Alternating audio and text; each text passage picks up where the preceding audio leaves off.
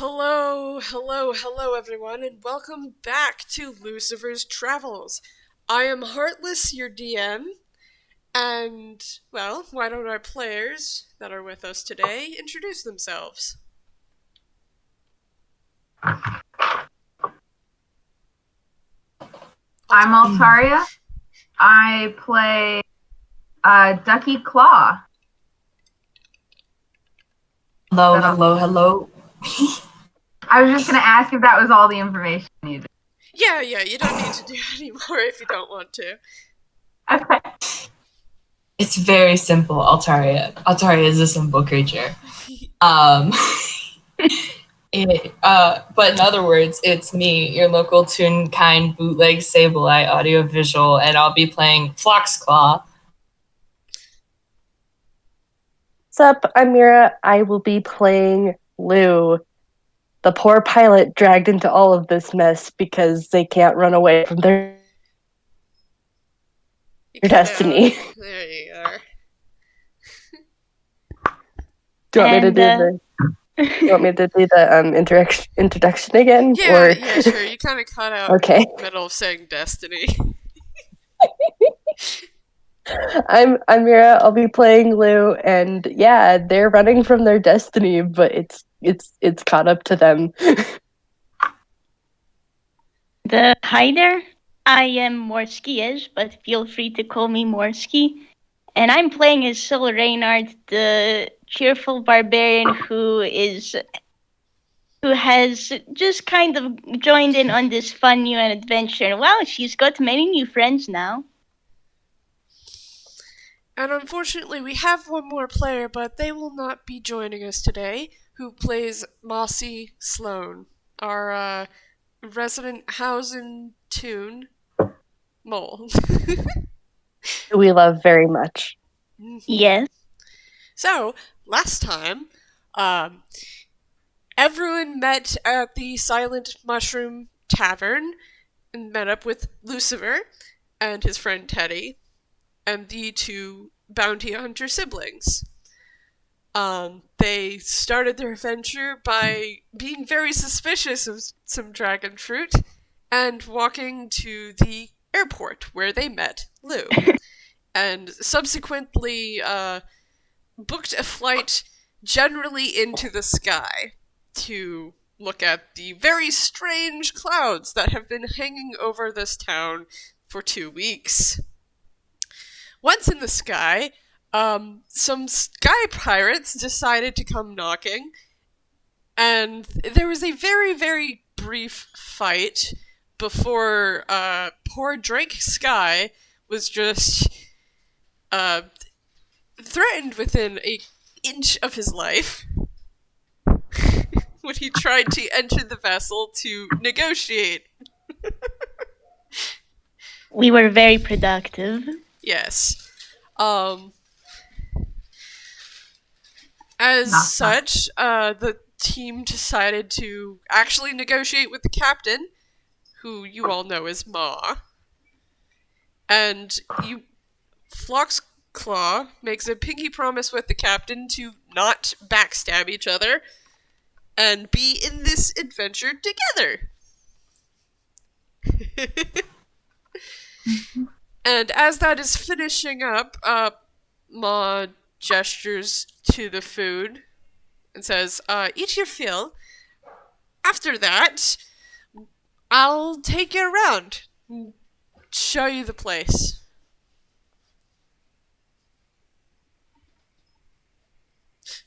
So you guys want to do anything before the tour?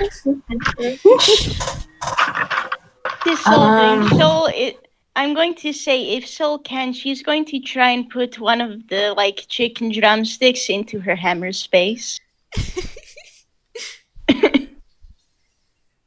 Lou's gonna kind of half-heartedly munch on the food. She's a little distraught right now. Oh. Lucifer is sitting rather quietly, although he does seem to be munching on something. Phlox is gonna roll hammer space, and yeah, they pull out a small clear plastic box, and it's labeled "Eat." And they pull out a couple of yellow like crystal looking things, and pop them in their mouth, and they make this sort of like grinding, crunching noise. And then they put the box away, and it just like they eat a couple of things off their like plate, and yeah, they're good. Sol is gonna ask it if those yellow crunchy things are any good. They're rocks. They taste pretty good. Ducky is shaking their head next to or across the table from Phlox. Okay, awesome. I'm gonna roll. Can I roll? Would this be perception to see whether Sol actually notices Ducky? Sure. Yeah, I think that would be perception. Let's see what happens. Yeah, Okay. you notice Ducky just giving this tired look as they shake their head back and forth. This is something they've seen their sibling do multiple times. It's a regular occurrence. Not very tasty. Not very tasty. Some of them are worse than others. Sol is a little disappointed, but like she thanks Ducky for the warning.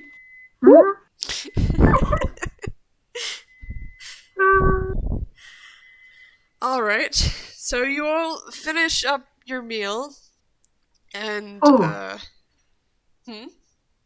Sorry, I had a thought. If Ducky could, because we were talking about the rock, if Ducky could cast Detect Magic. Oh yes, go ahead. Yeah. Gotta remember what I'm doing here. Oh, what do I roll? 20 plus. First spell. Is that... Yeah, Detect Magic is not a spell you roll, I don't think. Okay. I wasn't sure if it... Just kind of happens. What are you looking at, specifically? So, we had been talking about, first of all, the deactivated Therium, and then I was a little bit just kind of like taking in the room as we were talking about the Ethereum, but I was curious too because they had mentioned that they sent a piece of it. They did locate object or a similar spell to identify that our ship was one that they were interested in. And so I was curious in, first of all, the rock that they showed us, and then second of all, the room of people to see if there was anything that might have maybe been similar enough or possibly magic could have. Okay, so as you look at the stone, which Mossy still has in her hands, she's barely touched her food, but has touched it a little bit, but she's very obsessed with this rock. It has a faint enchantment aura. Like, very faint. Just barely there, but you can definitely see it.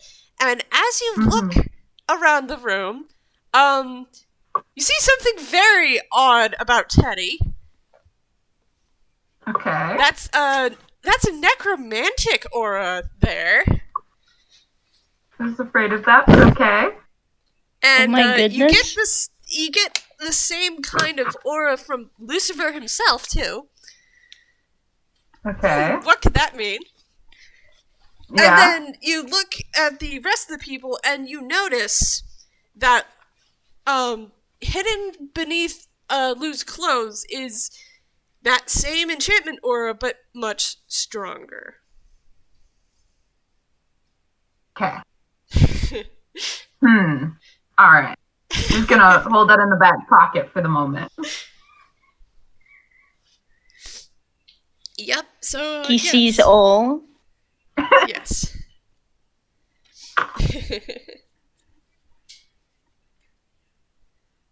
Alright.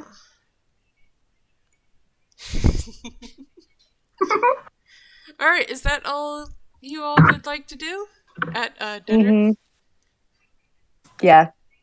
Yeah. Sol doesn't have anything else to do except eat, so she's good. Aye. All right. So Ma gets up from her seat and claps her hands and says, "All right, let's get this ship on the road." You know, that phrase really doesn't apply here.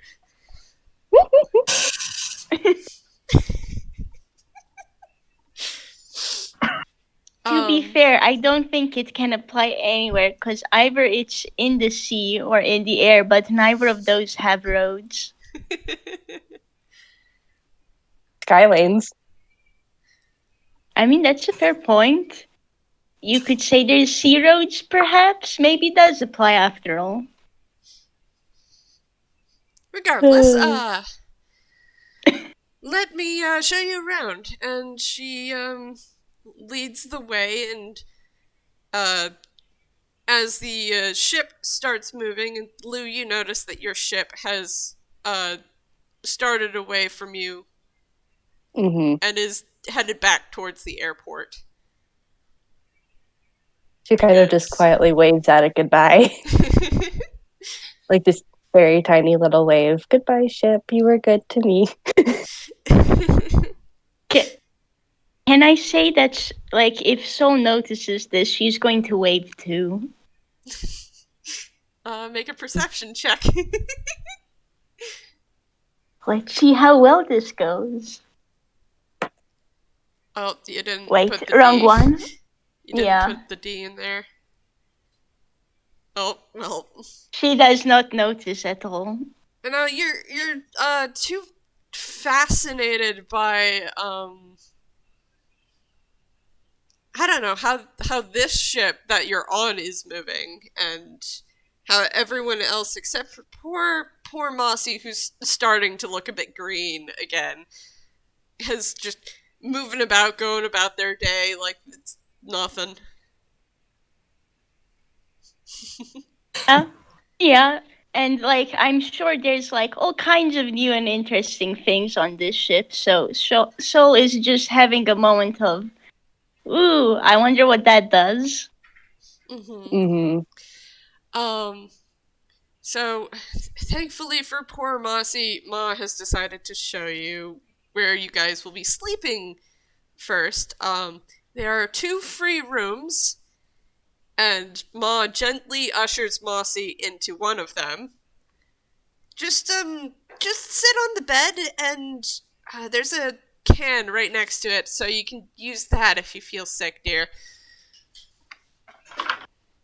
Mossy just kind of woodenly nods and then slowly moves her way over to one of the 2 bunk beds. So, have your pick.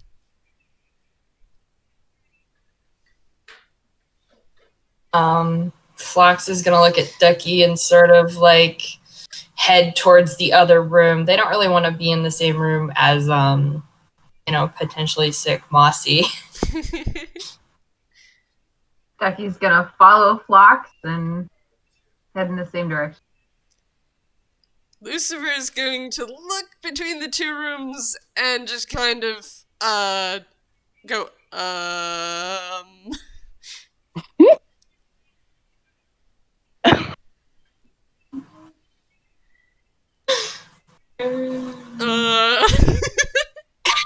I think Lou's gonna choose the room that Mossy's in because Lou is concerned about Mossy and they want to make sure that Mossy is okay.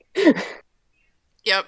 Yeah, I'm going to say Sol is going to go with Lou. Similar reasons, really.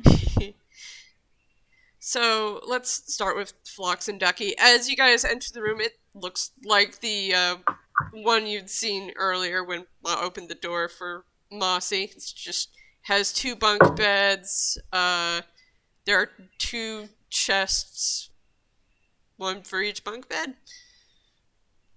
Mm-hmm. You So know, that's 4 beds. yeah, 4 beds, Okay. 2 chests, standard fare. You know, Mhm. for a ship which needs to conserve room. Mm-hmm. The beds don't move, so they're clearly,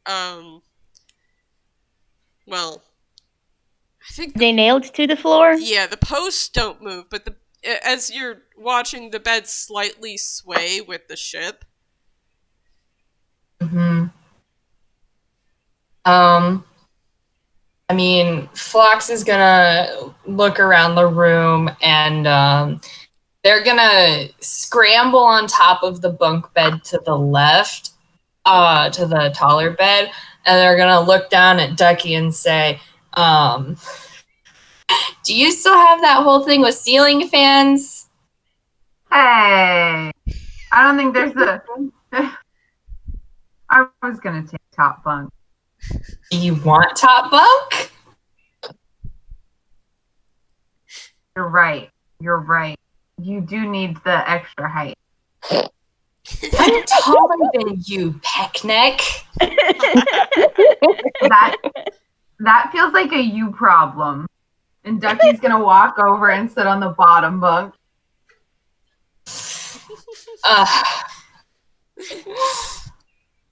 Amazing. And Phlox is actually going to lean over upside down the side of the bed. And they're going to look at Ducky and then look over to the bunk beds on the other side of the room and then look back at Ducky. And they don't have eyebrows, but they give very much the waggling the eyebrows look, and then sort of sort of like, you know, where you like sort of like shrug your shoulders a little and like questioning, but also Phlox is upside down, so it's kind of a really weird like thing to look at. This is absolutely delightful. You know, Dougie's just gonna kind of like shrug back, not quite the same awkward movement, but similar thought process going on of like, okay. We communicate very well. It's all nonverbal gestures and a lot of body language and interpretive noises. Alright, We love these good siblings. Lots of charades. As that is happening, Lou, as you walk into the room, you find Mossy on one of the bottom bunks. She's cradling the can with her face in it and just kind of breathing. Oh my goodness. Poor Mossy. Yeah. You're pretty sure she'll be fine, but she's definitely not going to move for the rest of the day. Mm-hmm. Like, Lou just kind of walked over and pats Mossy on the shoulder and just like, I hope you feel better. She gives you a smile and a grateful nod, but still doesn't say anything. Mm-hmm.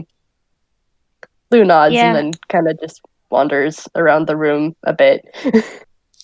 As I described for Phlox and Ducky's room, there are 2 bunk beds, 2 trunks, and the beds slightly sway a bit with the ship, but, you know, not as much as you would expect a hammock to sway. Mm-hmm.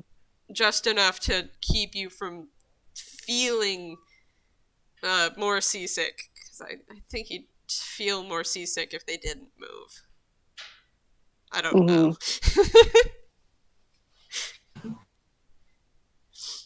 Oh yeah, and there's a little window, a porthole in the wall that you can look out and see the clouds and stuff.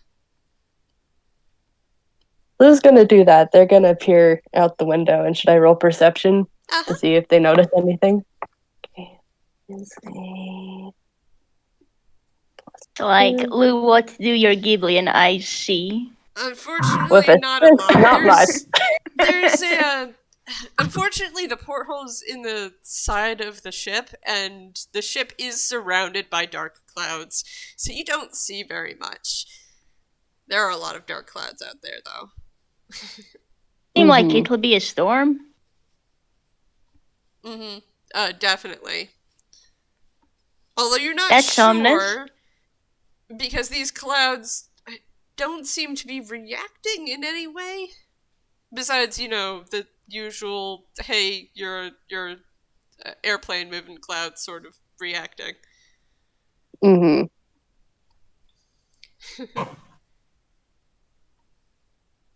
And I think Sol followed me in. Mm-hmm. What's Sol doing? Yeah. Yes, she did. She followed Lou in, and actually, can I roll hammer space Yeah. to see if Sol can pull out a blanket for Mossy? Yeah, go ahead. Ooh, that's a fumble. Okay.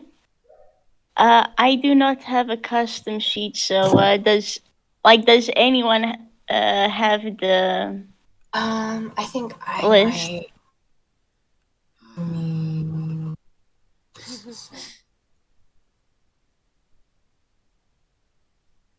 Oh yeah, it is. Sorry.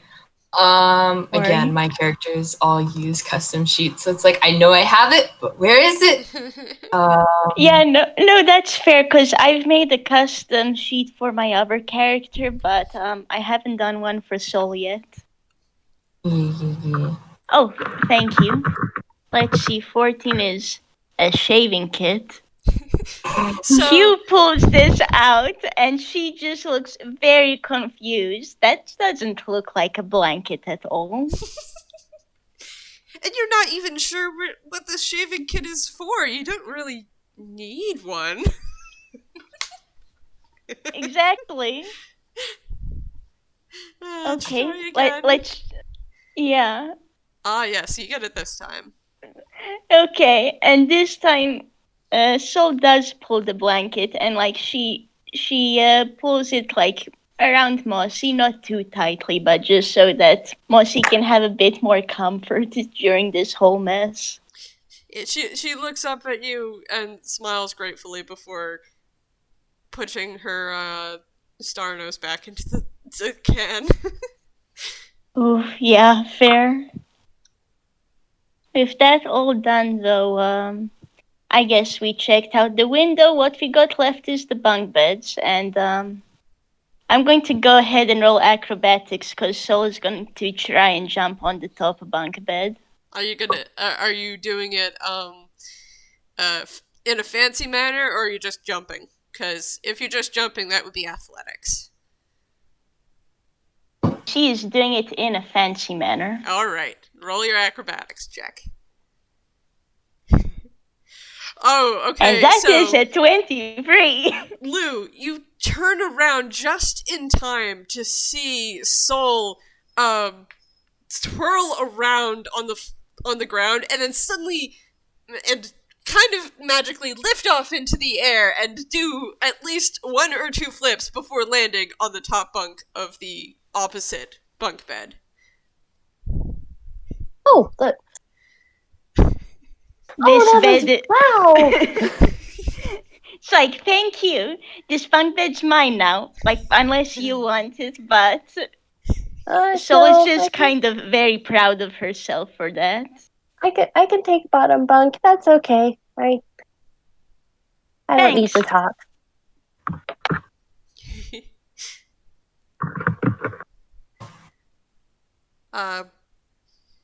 All right. With that all settled, Ma opens the door a little bit and peeks in and says, "Are you ready for the rest of the tour?"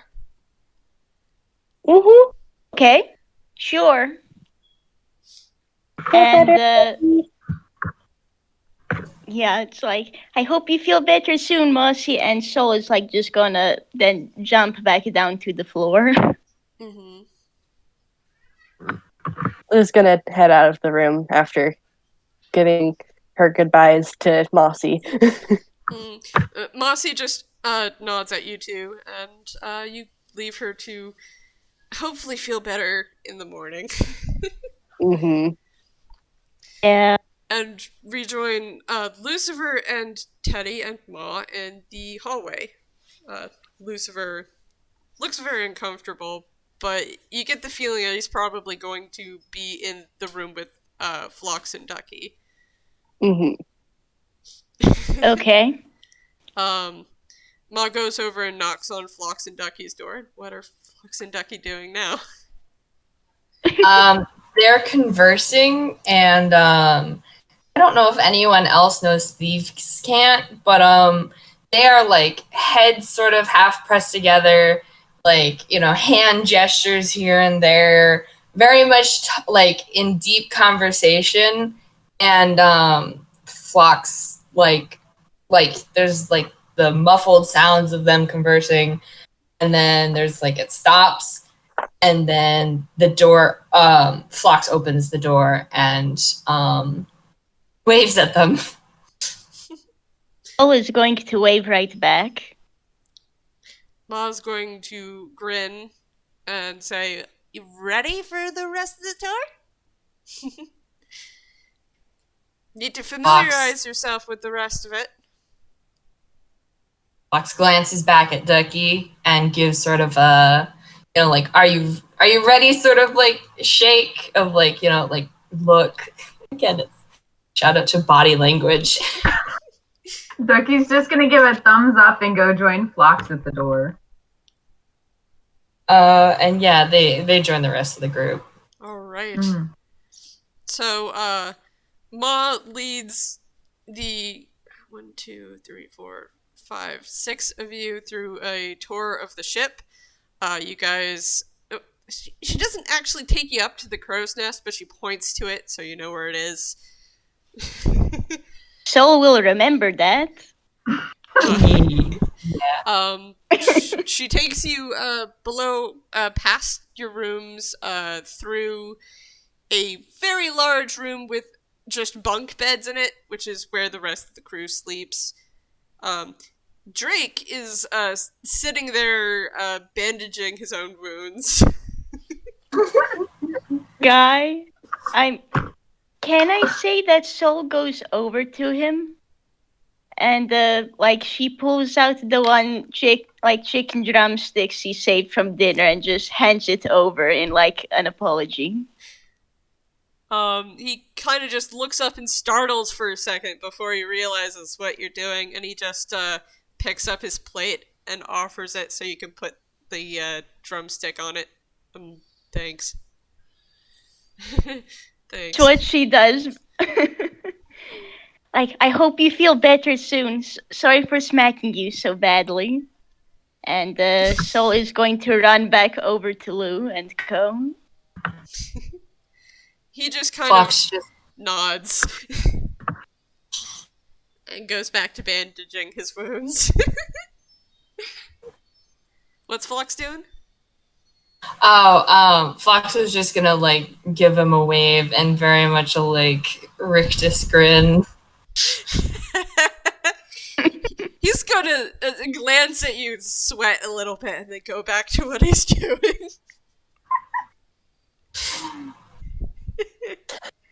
Lou kind of approaches Ma and tugs on her sleeve and is just like, Captain Ma, may I speak with you after the tour? Oh, yes, of course. Thank you. Yeah, of course, darling. Next is the kitchen. Sol will remember this, too. She guides you all towards the kitchen and very forcefully pushes open the door. It's a mess in there. Lou takes one look at that and grimaces. An absolute mess. Oh, goodness. Sol does not say anything. It's just the quiet ... Yeah, I'm going to need some of you to help clean that up.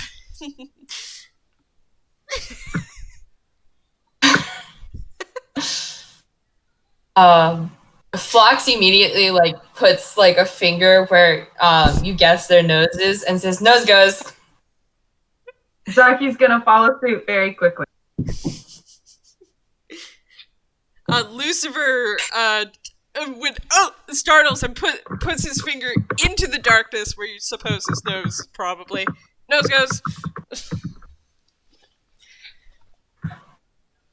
Teddy just stares. I don't Is think that Teddy Lou going- notices the nose goes going around. She's staring like in horror at the kitchen. Yeah, Sol isn't even taking notice either. She's thinking, how is there so much mess here? Did we really eat that much for dinner? I didn't even eat more than an entire chicken.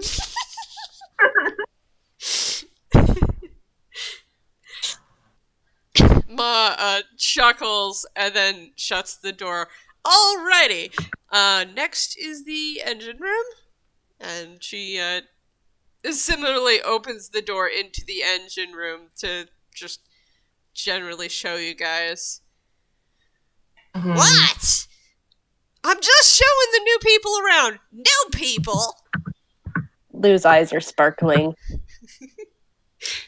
Sol is just looking in wonder, but she really doesn't get this kind of stuff.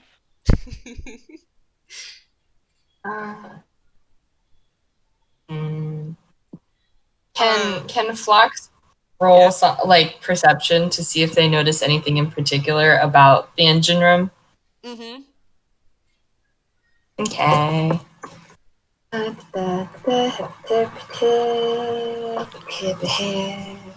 17. So, what you do notice is, well, there's a lot of machinery in here. It's clearly what makes the ship fly, as the, bright blue glow kind of indicates the magic it's using to fly. There's a short, squat gnome standing there, scratching his, bald head as he tightens some of the screws. He's got a very bushy mustache. I know exactly who that is. Phlox is gonna grin and wave. Aye. If you want to help, come back later. Phlox sort of nods and like they're tucking that information away. Ma's just gonna roll her eyes and close the door. God, he's always crotchety. And then she It's nice enough, though. Mm-hmm.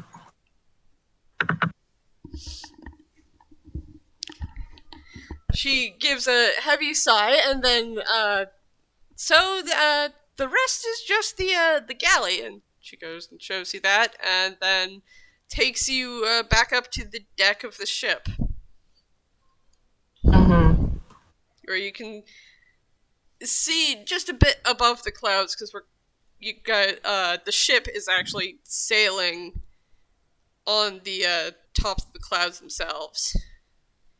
Mm-hmm. Can Sol try rolling perception once more too? Well, see if she sees anything, cause loads of cloud cover, and she finds that nifty, so she's gonna look. Go ahead. Anyone who wants to roll a perception? That's a nat one. Yeah. So Sol, you look, and there's clouds as far as the eye can see. Wow. It kind of astounds you for a second. You're just sitting there staring. Aw. Similar with you, Phlox, and you, Ducky, you guys are just, you don't spend a lot of time on airships. So this is quite an amazing sight. Oh, I should roll for Lucifer. I should roll for Lucifer. That's the thing I have to do. Lucifer does not proceed. um, yeah, he's kind of caught in awe of everything because he rolled a 7 and he has only got one. 6, 7, 8. Yeah, and I got a net 1. The only one seeing anything is Lou. Yeah. So Lou, as you look out over the clouds, since you're pretty used to scenes like this, although the clouds aren't have only been familiar to you for about 2 weeks. You look out past the clouds and you see a glint of another ship. Oh no. Boy. Lou's eyes widen and they point out, I think there's another ship out there. And they point at the ship. Ma turns, and I'm gonna roll hammer space, which is a D10, not a D20. Yep. And Ma pulls a spyglass out of a mysterious pocket and turns and looks at the ship that's actually quite a bit far off from you guys right now. And she says, "Oh, great, the government." think the government now? Yes, if you look out there, you'll see their ship. Huh. That's new, and I haven't fought any governments before. Lou's hand automatically goes up to where their crystal is hiding underneath their shirt, and they just... Ma? If we're done with the tour, can I talk to you for a moment? Yes, dear. Come on, come with me. I have to tell the helmsman to speed up a little bit. They think they can catch us. They're not, are they? Nope. No one can catch me in my sky. Alright, let's go. And she gently places a hand on your back and starts guiding you towards a section of the ship which is kind of precarious, but there's a railing there. So you can just hold on to it as you move to the what is apparently where the steering of the ship is. As that is happening, Phlox is gonna nudge Ducky in the side and say, I took this contract because we hadn't been thrown out of Ghibli yet. Do you think that's gonna happen by the end of this, Ducky? Yes. With our track record, yes, I do. If they catch us. If they catch us. Oh boy. Goes Lucifer. Sol is going to look over at Ducky and Phlox and just go, "So have you been thrown out of a lot of places? Does that mean you've been on a lot of adventures?" And now Sol has a glint in her eyes. I mean, it depends on how you define thrown out of. Because, not really welcome somewhere is not really the same as, don't ever come back here on pain of death, Or explosions. Entirely fair. Does that count as being thrown out? It's I mean, they to don't be really fair, go at the welcome. It's to be fair, I've been thrown out my fair share of dungeons, but that's classic adventure stuff, so.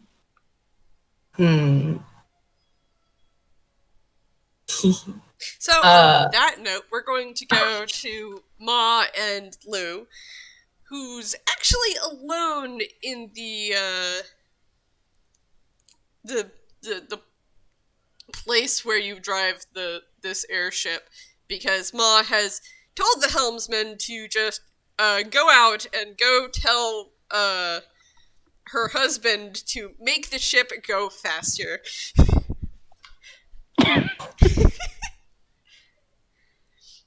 And so she takes the helm herself, and then turns to Lou and says, "So, dear, what do you want to talk to me about?" Lou pulls out her crystal and shows it to Ma and is just like, my family's had this forever, and there's a story that's been passed down for as long as I can remember, really. But it tells about why we left. We left our place in the sky, and you can't. If you're going to Londres, you can't. Promise me you're just after the treasure. You can't get it. You can't find it. You can't use it. Use what? She raises an eyebrow. I'm really just in it for the treasure, dear. No one's seen this place in, what, hundreds of years? There's gotta be treasure there. Well, yeah, the people there were rich, but they weren't rich because they were, like, good at mining things. Like, well, they were because they had to make the crystals and stuff, but they were really, really powerful. They had really powerful magic, and they had something that would destroy things, and you can't use it. You can't use that. You can't. Honestly, dear, the only thing I need to destroy stuff, and she just pulls out a musket from underneath her skirt, is this. I don't need any fancy weapons to destroy anything. She puts it back. So I'm not after these fancy weapons you're talking about, dear. I promise. But the Colonel is. That's what they always want. Is. Huh. You have to promise me that you're just after the treasure. And I can't let him get it. The area kind of like you have to step to keep your feet because the ship speeds up a bit. Mm-hmm. And Ma just sways and braces herself against the helm. Should I make a deck save? I mean, I wouldn't make you make a deck save because you're used to this kind of stuff. Okay. Because you're a pilot. Mm-hmm. Lou just But do the rest of us get to do deck save? Yeah, if you want to. Make deck saves, the rest of you. Oh boy. One for Lucifer and Teddy, too.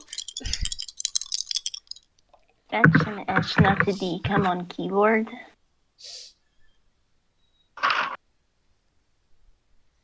A 15. Okay, yeah, Sol, you're fine.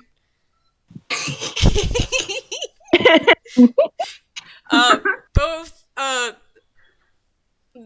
of the bounty hunter twins are perfectly fine. Everyone hears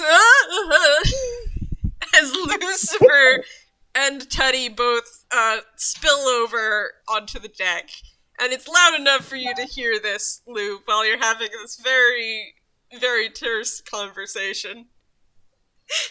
Oh my goodness.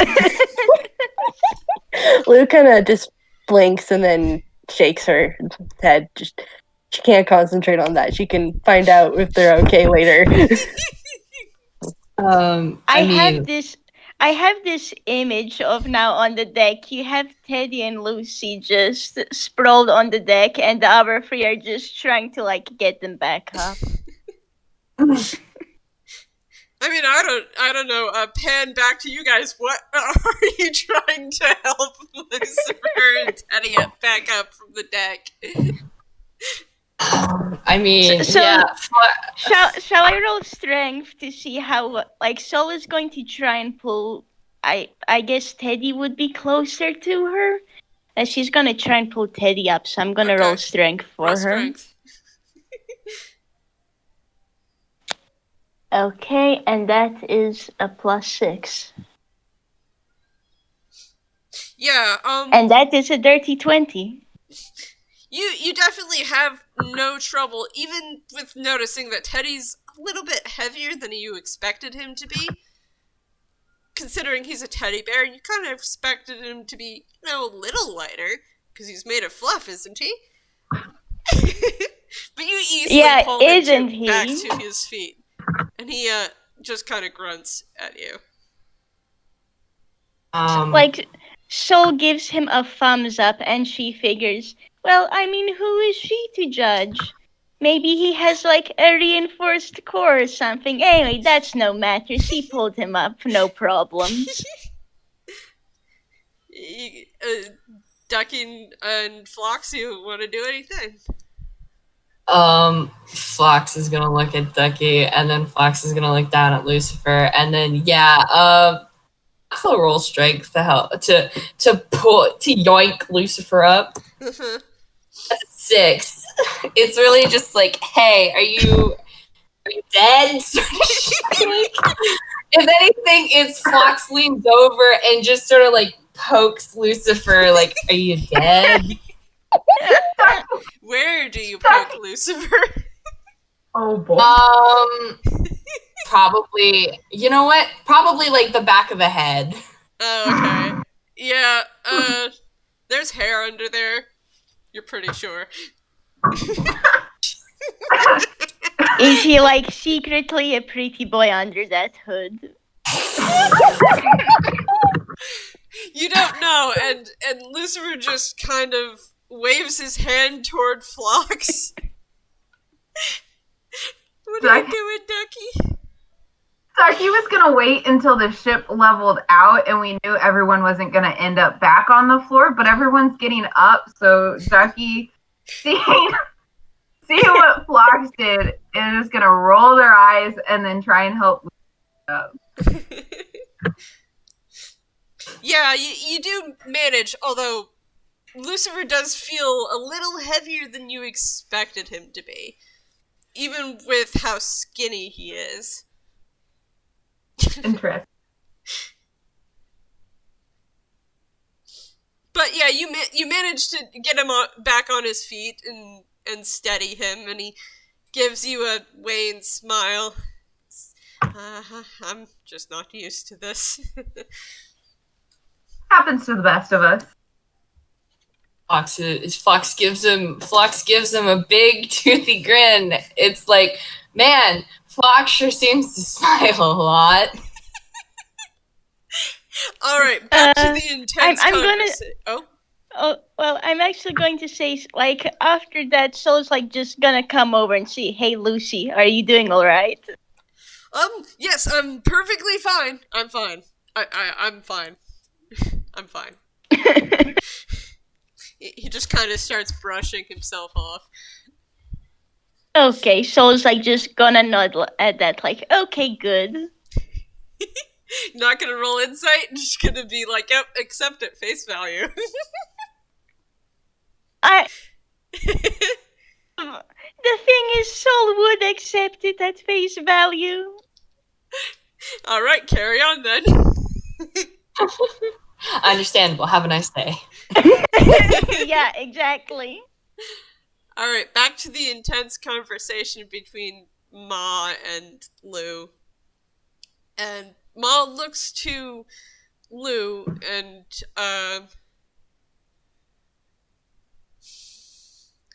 she, shifts her hand positionings on the wheel for a moment so that she's holding the wheel with one hand, and she offers her other hand out towards Lou.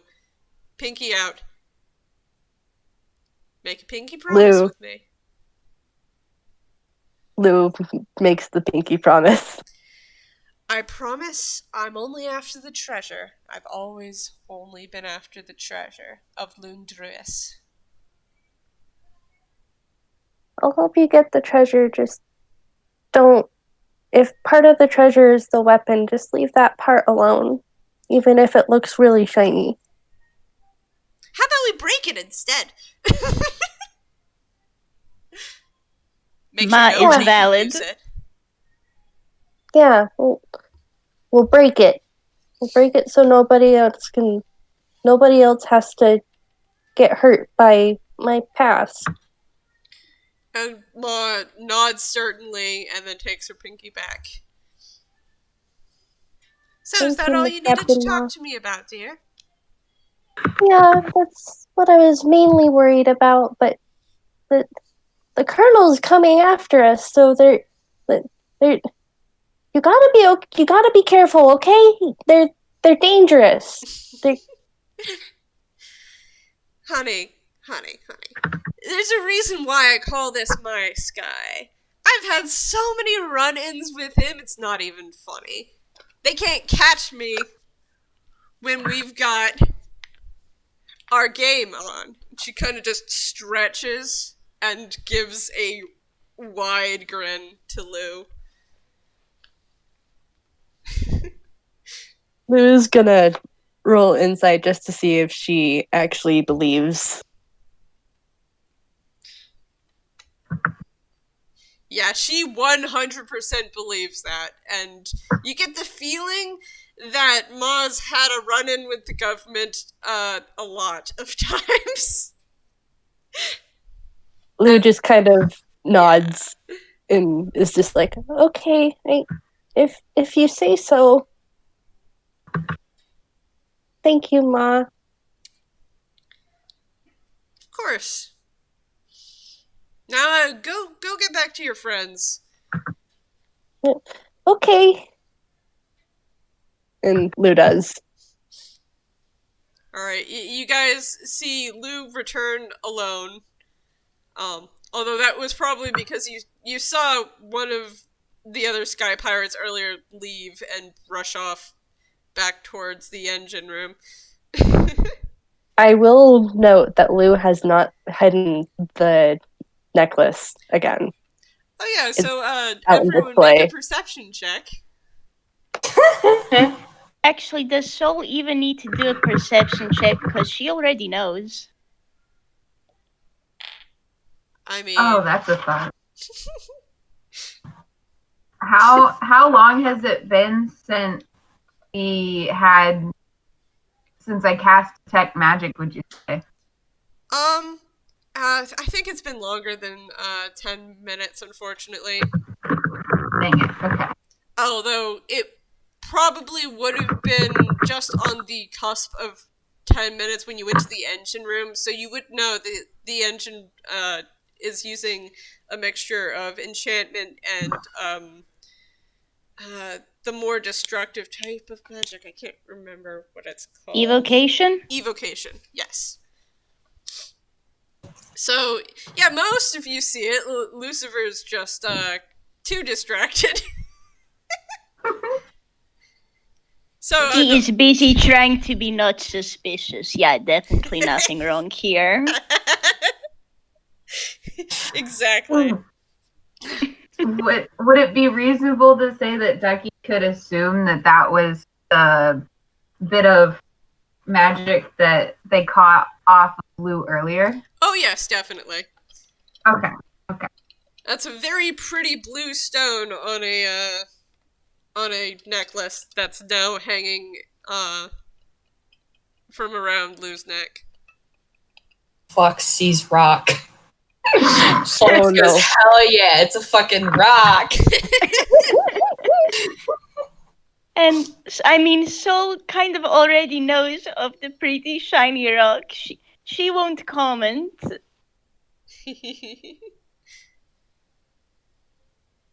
Alright, Lou rejoins you. What are you guys doing now? I mean, Sol Phlox- is trying to. Sol is trying to find shapes in the clouds since apparently they're all vibing right now. Okay. Does anyone join her?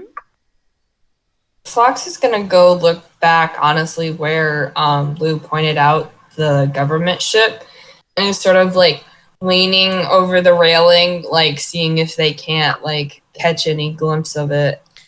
Roll me a perception check. Mm-hmm. Unfortunately, you think that they might have dipped below the clouds because he can't catch any sight of it as you lean over to try to look. Okay. I feel like after they don't catch a glimpse of it, they return to Ducky and sort of like make a motion to like, do you want to restart this conversation sort of thing? So as Phlox goes back to Ducky, Lucifer says, "Well, this has been exciting. I'm just going to go below. Cheers." And he kind of just signals to Teddy, who just starts lumbering behind him as he goes below deck. Phlox gives Ducky a look. Phlox gives Ducky a look. It's a very much a, do we want to follow look? What's Ducky going to do? You know what? Sure. Ducky's gonna nod back, kind of like a little bit of a shrug, but yeah, sure, let's do it. Okay, I'm gonna have Phlox roll stealth. That's an 18. Oh, wow. Oh, nice. Yeah, that's pretty Look, nice. Phlox is a rogue. Yeah. And the expertise in stealth, if it isn't a +10, I'd be disappointed. Is Ducky also going to roll stealth? Ducky is going to.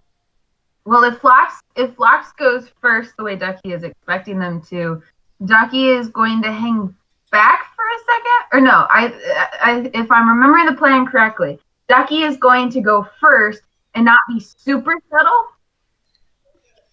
and go towards the room that Teddy and Lucifer are in. Which would be your guys' room. Okay, that's what I thought. Yeah, he's not going to share a room with the mostly girls' room. Yeah.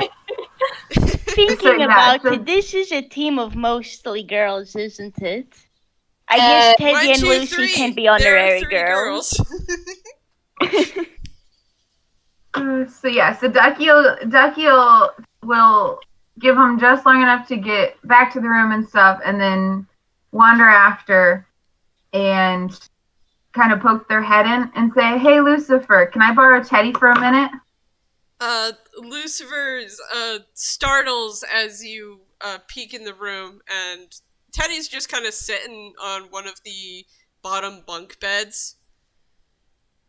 Mm-hmm. And he raises an eyebrow and goes, what for? I had a plan that involves the kitchen. I don't know if it'll completely work out, but I had some thoughts, and I wanted to see if I could get somebody to help me carry things. Yes, I'm sure Teddy could do that.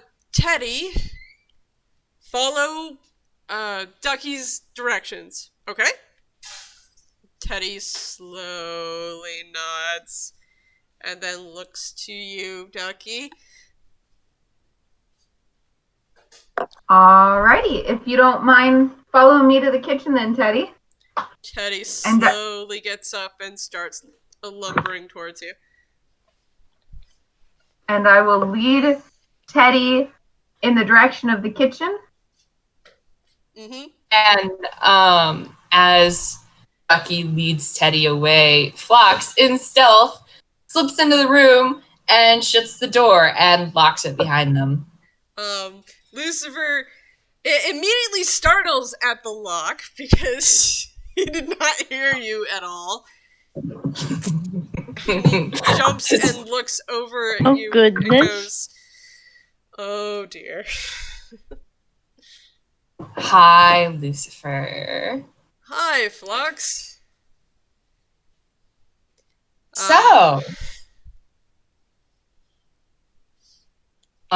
Phlox has their hands clasped in front of them, I'm gonna roll something really quick.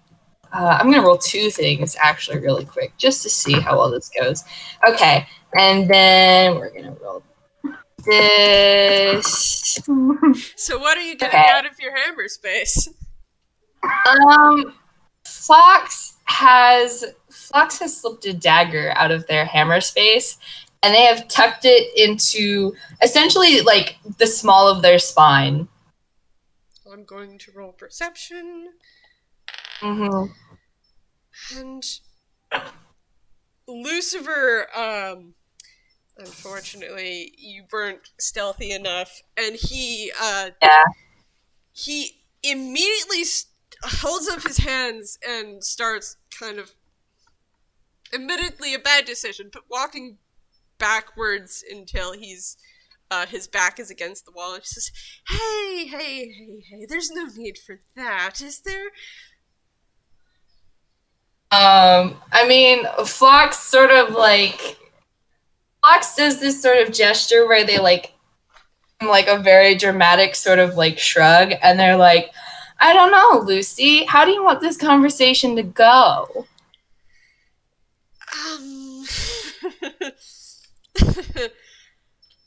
The one where that does not end up anywhere near me, if I'm going to be perfectly honest. That's good. Then we're gonna have a nice little conversation. Lucifer. And I've got some questions for you because, I mean, there's a couple of different things we need to talk about. Oh, well, whatever do you mean? Phlox gives him a sort of unimpressed look. Still very much they're grinning at him, but it's also like unimpressed and sort of like flat. And Phlox sort of gestures airily, and they're like, we could talk about your behavior or your contract or the fact, I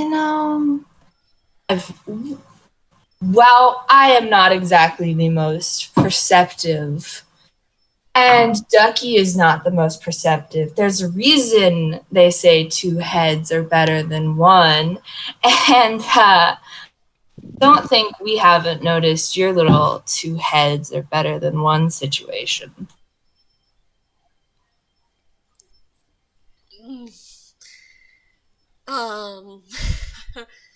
Are you talking about me and Teddy? I'm gonna roll something, but we'll see how that goes. Yeah, okay. It's a 10. He knows what you're talking about. He's trying to play dumb. Gosh. Here we go, kids. I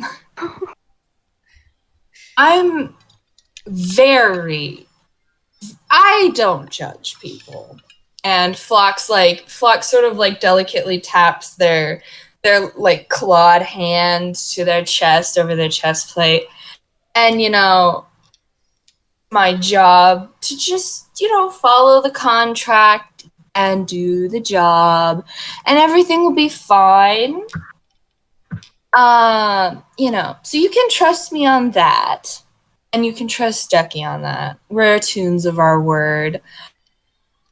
But, Lucifer, you aren't being a very good liar right now. So if you want, you can try again. What exactly are you wanting to know? His shoulders just kind of slump. His hands are still upheld in, a placating position.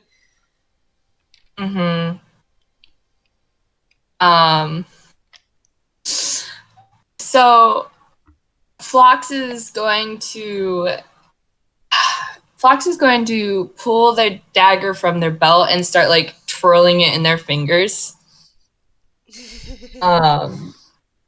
Very much in like a I'm just playing with this sort of manner.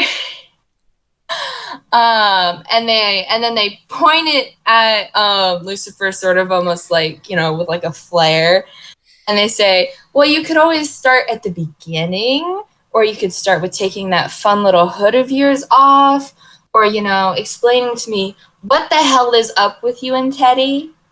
He kind of flinches when you mention taking the hood off. Mm-hmm. Well, it's a really long story. And Phlox taps the door they have locked behind them, and they say, you know, the great thing about having two people in on a plan and having them being able to work independently is we have as long as we need. Because Ducky knows, and Ducky's fielding Teddy, and Ducky can field whoever we need to have fielded, so we can have a nice long conversation. Lucifer audibly gulps. Yeah.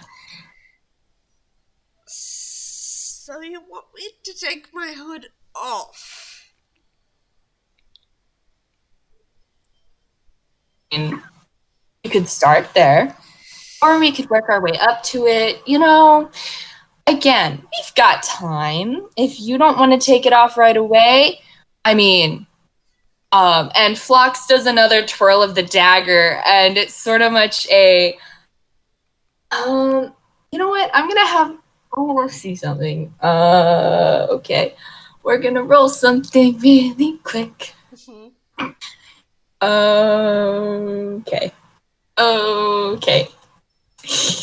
Because I'm a baby. Yeah, that's a 21. Phlox throws the dagger and it hits the wall next to Lucifer's head. Oh my goodness. Oh my goodness.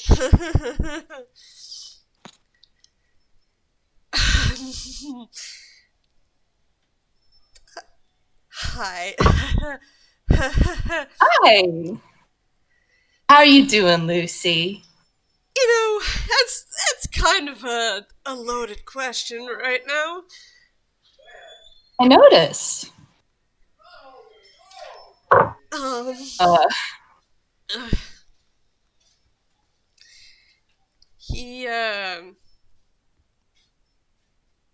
He raises up his hands and kind of just grips the edge of the hood for a moment. Mm-hmm. And then, very, very quickly, he pushes it back so that you can see. I'm gonna send it to just you. The picture.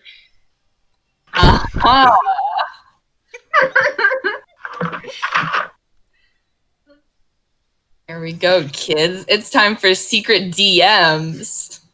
Wow. And, you see that, and then he quickly pulls his hood forward again. See? Just fine. Just me. Phlox gives him sort of an unimpressed look, and we're gonna have them roll something else. Dude. It's a 6. Okay, Phlox doesn't necessarily have like a ton of daggers, but they do have in their fumble space a bunch of knives. Oh, no. So they're gonna. Oh my goodness. They're they're gonna reach into their fumble space and they're gonna pull out a knife. Oh, also, I should make you make a history check, because Okay. seeing his face, you'd yeah. Mm-hmm. Yeah. That's an 11. So you've heard that there might be like a reward for him, but you don't really remember what for. Don't worry, Phlox can look that up later. They have files of just wanted people's posters. Yeah, they pull out a fucking kitchen knife. One of those big kitchen knives? Yeah, one of those nice chef knives, and it's very nice and shiny.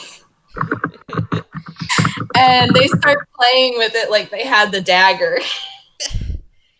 He's going to laugh a little nervously, and he's shaking a little bit.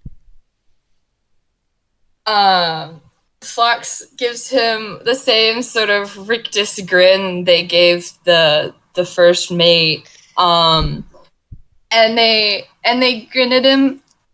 Their gem eyes twinkle, and they say, "Do you want to start with the necromancy?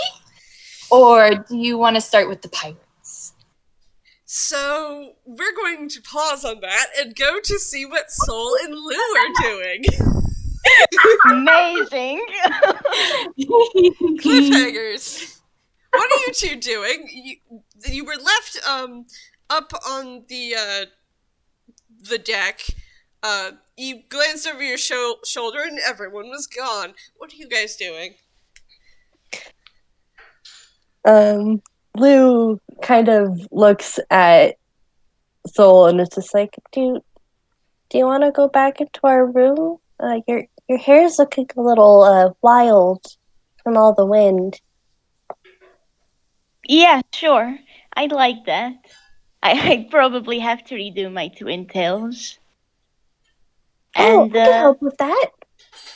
Yeah, sure. I'd love that. And you could maybe help me redo my braids? They're kind of a mess underneath my hat. Yeah, sure. I'll do my best. Lou beams at Sol. They're very happy. Yeah, Sol is just beaming right back. And can I just say, I love how on one end we have this very dramatic scene of drama over with Lucy and Phlox, and then over here with the kids, nothing wrong, only wholesomeness. Yes, we have fluff. So, yeah. the two of you trek back to your room. Mossy is still here. She looks a little better. Just a little bit. Lou gently pats Mossy on the shoulder before sitting on her bunk bed and patting the seat next to her.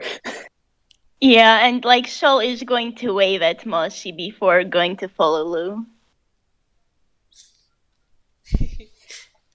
Alright.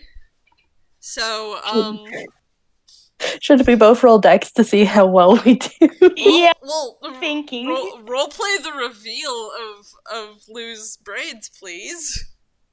Okay. Lou kind of glances at Mossy before kind of just her shoulders kind of straighten up, and she's just like, okay.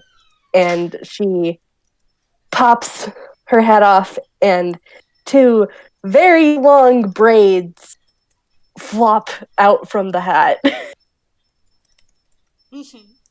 Well, you have really beautiful hair, you know that, right?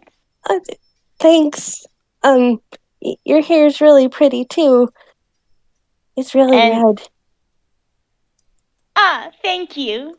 And Sol is just beaming back brightly. And this is what Lou's braids, how long their braids are, and they have a little red band underneath their hat, keeping their bangs kind of out of their face.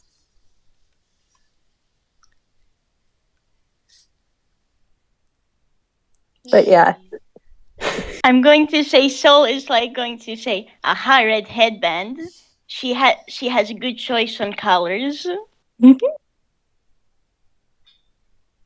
Lou kind of just puts the hat on the other side of her and is just like, kind of starts undoing all of the braids. Entirely valid. Would she would she accept some help from Sol? Yes, she would accept help. Alright, now roll dexterity. Just Sol, though. Okay. Oh boy. Oh, that's Sol. Yep, well, you know how to undo your hair. Yeah. My brain just Sol, caught though, up.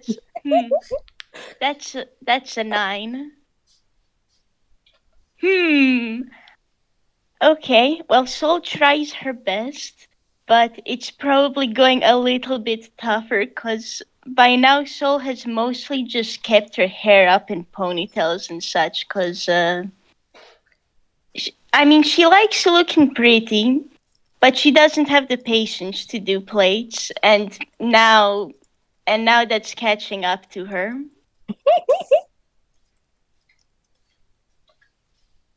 Lou just kind of like, oof, okay, maybe, what if I could, like, braid your hair and I can show you how to braid by doing that? Okay, yeah, sure. I don't really know how. Well, I haven't done much braiding myself, so now's as good a time as any to learn. Mm-hmm. And she kind of gently takes some of Sol's hair and kind of separates them into 3 strands, and I'm gonna roll dex to see how easily Lou does braids. A 7. Oh boy. Sol's hair is very tangled, and Lou just is like, do you have a brush? Maybe we need to brush your hair out first. Oh, yeah, okay, sure. And I'm going to roll hammer space. And that's a 6. Sol just pulls out, like, an ordinary hairbrush. Nothing special. And she hands it over. Yeah, and Lou starts brushing out all the tangles and stuff that they had noticed before. And she gets Sol's hair a lot more neat, but it's also still very, very fluffy because Ghiblian. Exactly. You cannot escape the hair floof. Nope. I'm going to say while this is going on, like Sol pulled out her own 2 ribbons, like from her hair.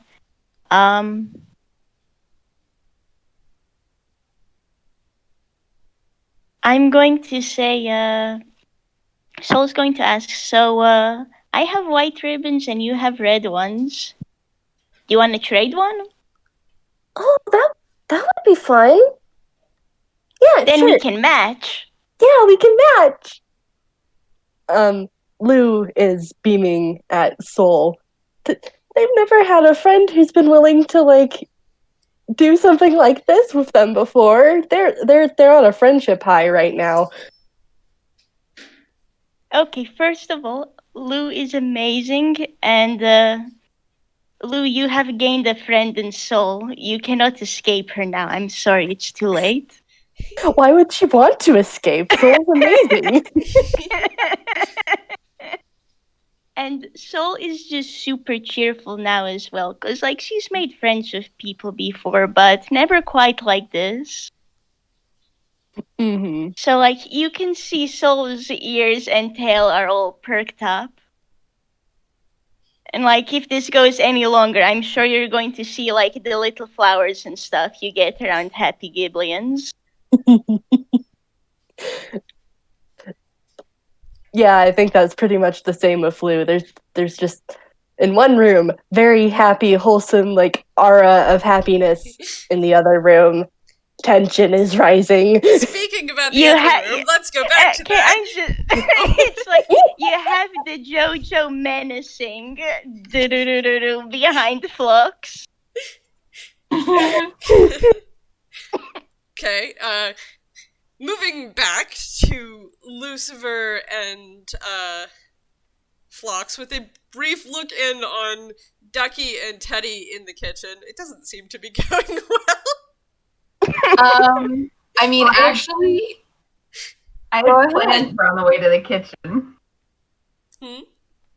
I had plans for on the way to the kitchen. Oh, okay. Go ahead. If you don't mind.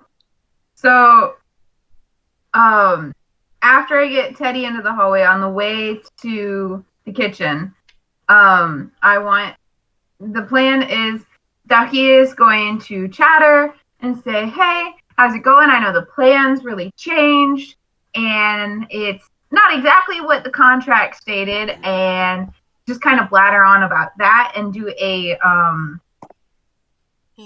insight check. I don't remember which it was. And kind of see how Teddy is reacting to everything. Okay, make your insight check. Go from there. I got on the wrong page. And that is sit. At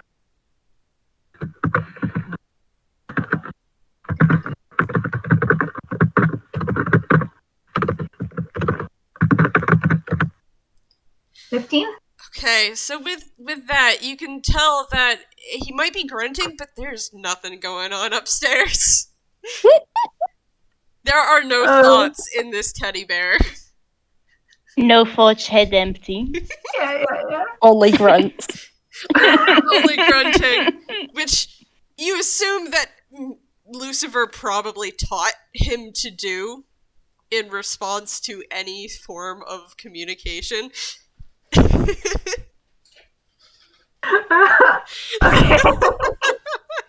Sorry, but when you said, like, Lucy taught him to do in any situation, this is making me think of, like, Lucy, single dad, to this giant teddy bear.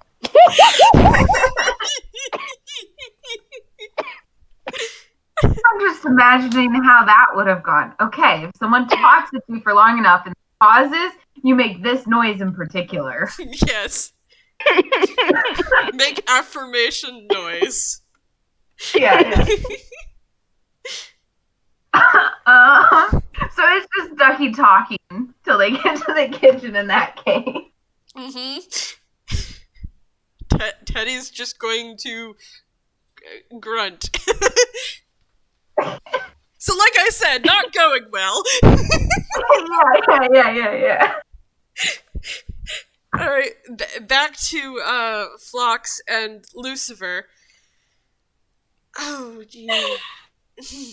you noticed. You noticed. Oh.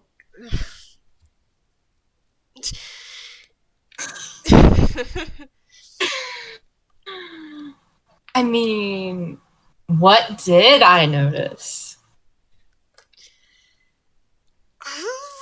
I don't know. You haven't told me anything yet. He just grins wildly. Widely. I see. Yes. Inside Phlox's head. Damn, he isn't that stupid.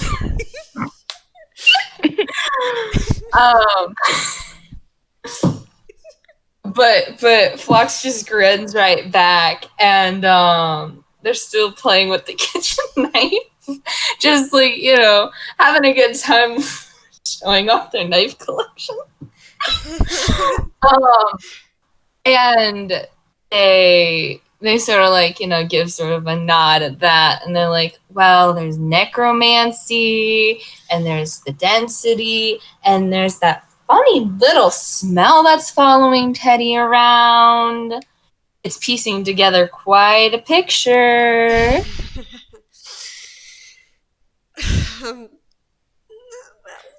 you know, I just thought that giving him some flowers would make him smell better.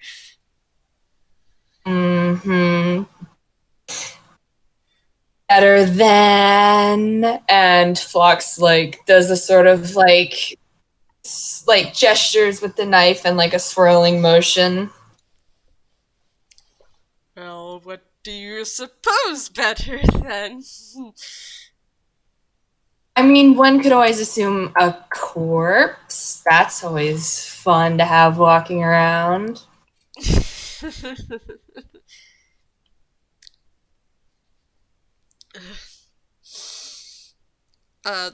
Lucifer takes a moment to glance at the knife that's just a couple of inches from his head.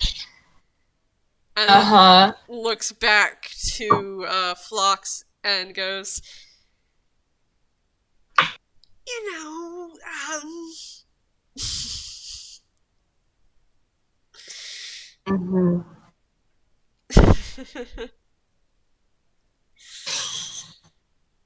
yes.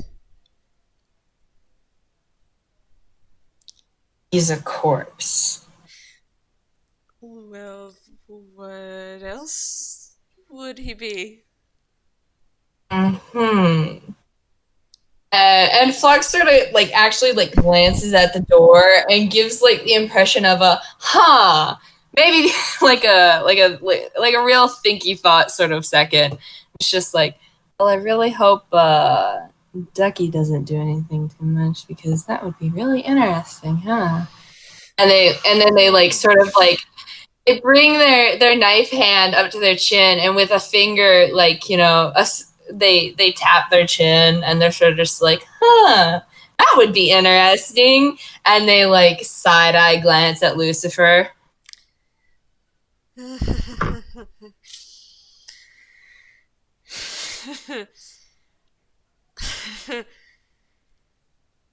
And about the sky pirates, I had no idea they were going to be here. Why would you think that I would know that? I don't know, Lucifer. You've been acting pretty sus. What else could I have assumed? You know, because it's awfully convenient timing and all that. But, you know, I'm not really paid to care about who you decide to associate yourself with. I'm just a concerned party in a manner of speaking. And Phlox sort of like looks at him a little more and then like twirls the knife a little more, just like in a rolling of the wrist to do like, you know, just circular motions in gesturing. And they look at Lucifer and they're like, you know, Teddy isn't really the only one with the necromantic aura about him. Is there anything I need to worry about with you? Nope, that's just some runoff from the spells. I'm going to have... Yeah, I was gonna fucking say... Hold on a sec. Wow. So, that's a dirty 20. I mean, Phlox is still gonna fucking roll insight because that's still sus as hell. And we're gonna hope that the dice gods are really fucking nice. No. Oh. So, you don't know how necromancy works, so that Nope. checks out. You're still kind if anything... He seems very nervous, though. Yeah, if anything, it's like, Phlox doesn't know anything about necromancy. And so it's like, they don't know if he's telling the truth or not. They don't know, like, you know, so it's like, they're going to accept it for now, but they're still hella sus.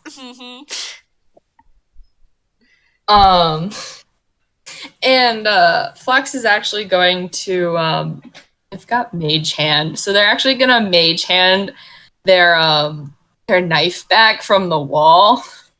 Okay. And they can make it invisible.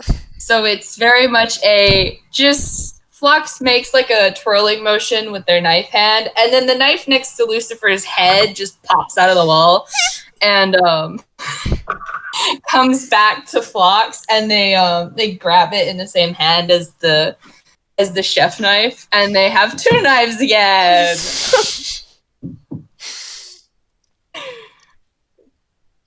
Grinning at Lucifer. I think now is a good time to take a break. Yeah. Break time. And entirely fair. This is so good. I need more water. I agree. Oh my goodness. It's like in one room, wholesome friendship time. In the other room, knife time, baby. Nice. I have a little bit more planned for the kitchen, by the way, but nothing like too exciting. I think. Okay.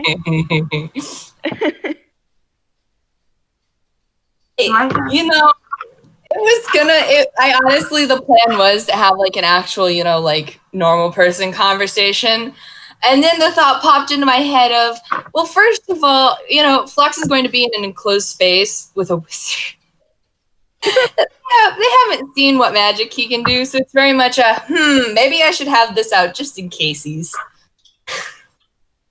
Oh my And then it goodness. quickly turned into, well, I guess we're just fucking threatening him with a knife and having fun with this. They're very good at their job, guys. I can tell. Wow. It's Whiplash. Yeah, exactly, magic, exactly. And then you Let's get go- like the third shot of just like, fucking Ducky and Teddy. Just Standing talking to us. awkwardly in the corridor. The thought was on the way to the kitchen. I would start it off with a check and then just blabber on, and then when we get to the kitchen, I have more plans, right? So Awesome. Altaria has schemes. Looking forward to them.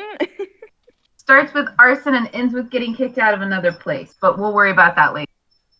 Oh my goodness. We have other plans. Don't ask us about Plan C. Yeah.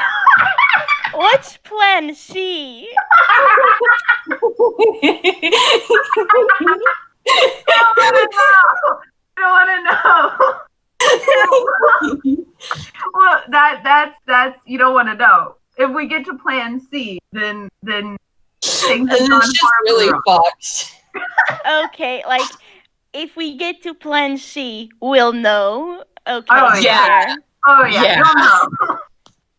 You That's won't be fair. able to unknow. Okay, that's valid. I'll accept that answer. Okay. I gotta say, I think this plan is going quite well. I mean, we're getting most of the answers we wanted. True. Also, holy bleep, so I guess Teddy is a corpse, technically. Oh boy. You would Yeah. not believe the amount of goddamn crazy board. So much crazy board. Yeah. And then there's Lucy, who is I don't know enough. maybe dead or maybe not. We don't know. Audio maybe knows, but we sure don't. Hello. I have returned. Hi there. I've been prepping spells for like 2 days now because I've never done a cleric before, and I was like, I want to have too much information instead of not enough.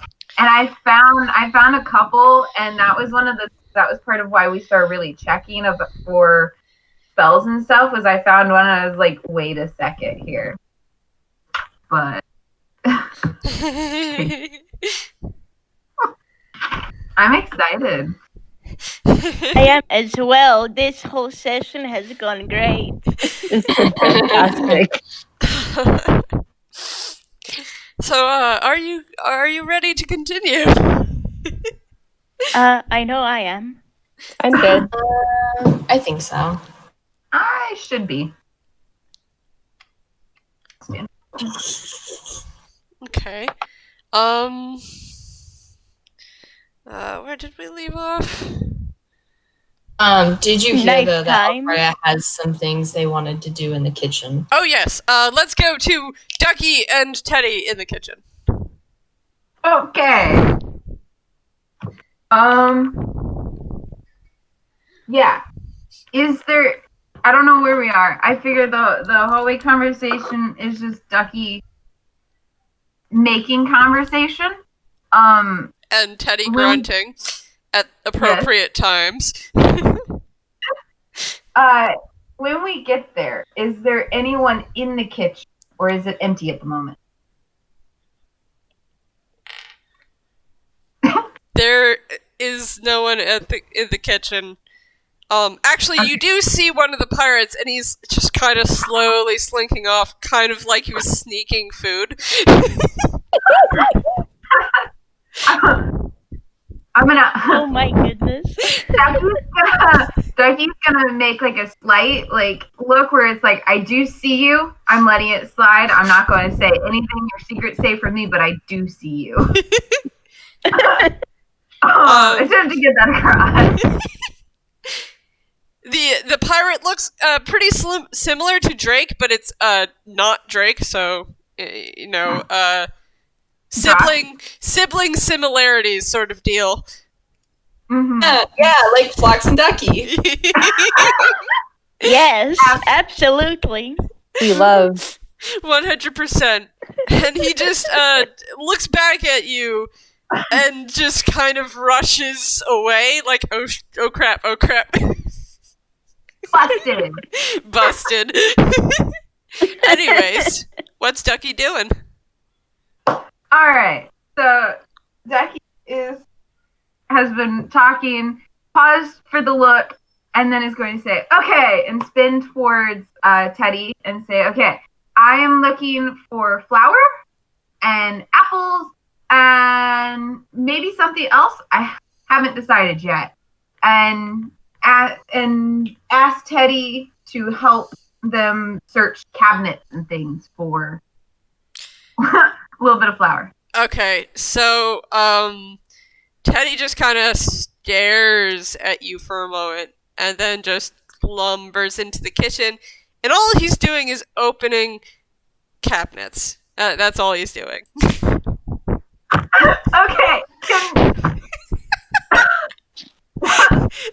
Well, Teddy is as distracted as Teddy gets. Before Ducky moves to start also looking, I would like to do a perception check and really get a good look at Teddy and see because we've been a little sus of Teddy and Lucifer now. Mm-hmm. And Ducky's like, okay, is there anything, now that I have a chance to get a look at Teddy while Teddy is as distracted as Teddy gets, is there anything, whether it be yeah. Yeah, roll perception for me. I had that up and I moved the page. Perception.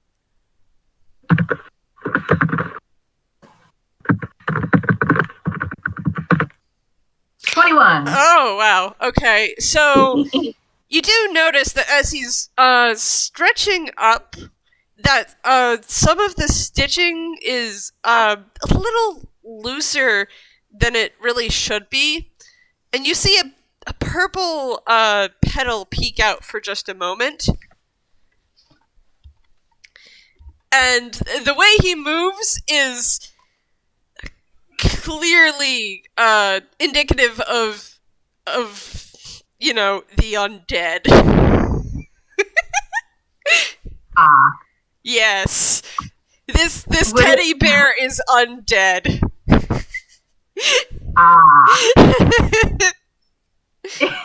And he apparently has a lot of purple carnation flowers stuffed into him, which is where the smell of carnation flowers is coming from.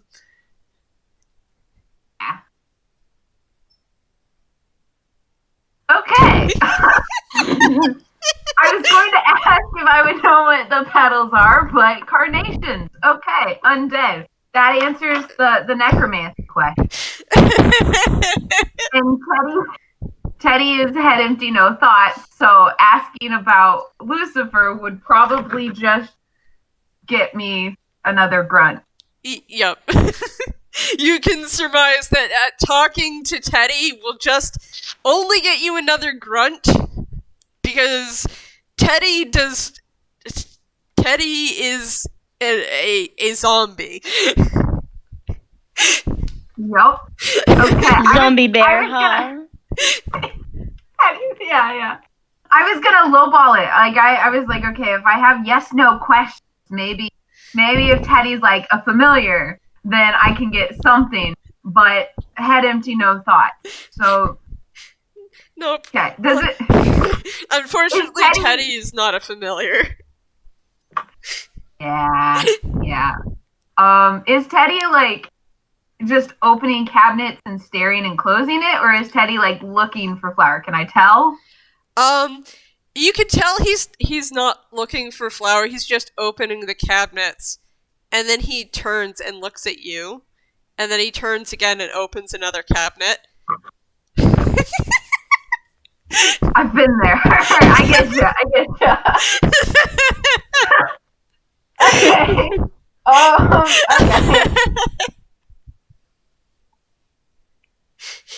This trip just got. And even as you're like studying him, he doesn't even seem to notice because he's undead and can't notice you looking at him really hard. I was so sneaky, and they're not even looking. But yeah, you do notice another thing, that the stitches are definitely hand sewn. Okay. And the ones on his hands are a lot better than the ones on his shoulders. Is they kind of like they've come loose over time, or as somebody different did these? Can I tell? You can tell that it may be because the person who is sewing has become better at sewing over time. And the ones on his hands look a lot more newly sewn.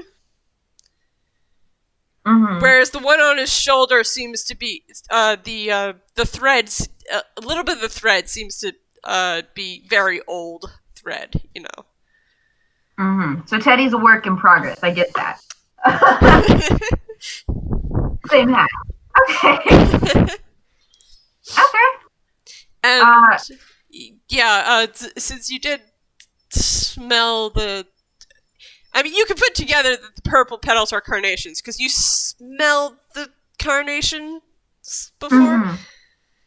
Mm-hmm. And he also smells a little bit of, like, you know, dirt. Dirt. This Teddy's had a rough life. A rough on life. Yeah. Oh yeah, and you can also notice that the his eyes are actually buttons. Yeah. Interesting. And if you like get up close while Teddy's just kind of looking at you, you can catch the barest hint of the classic tune X behind the button. You know, indicating that this tune is dead.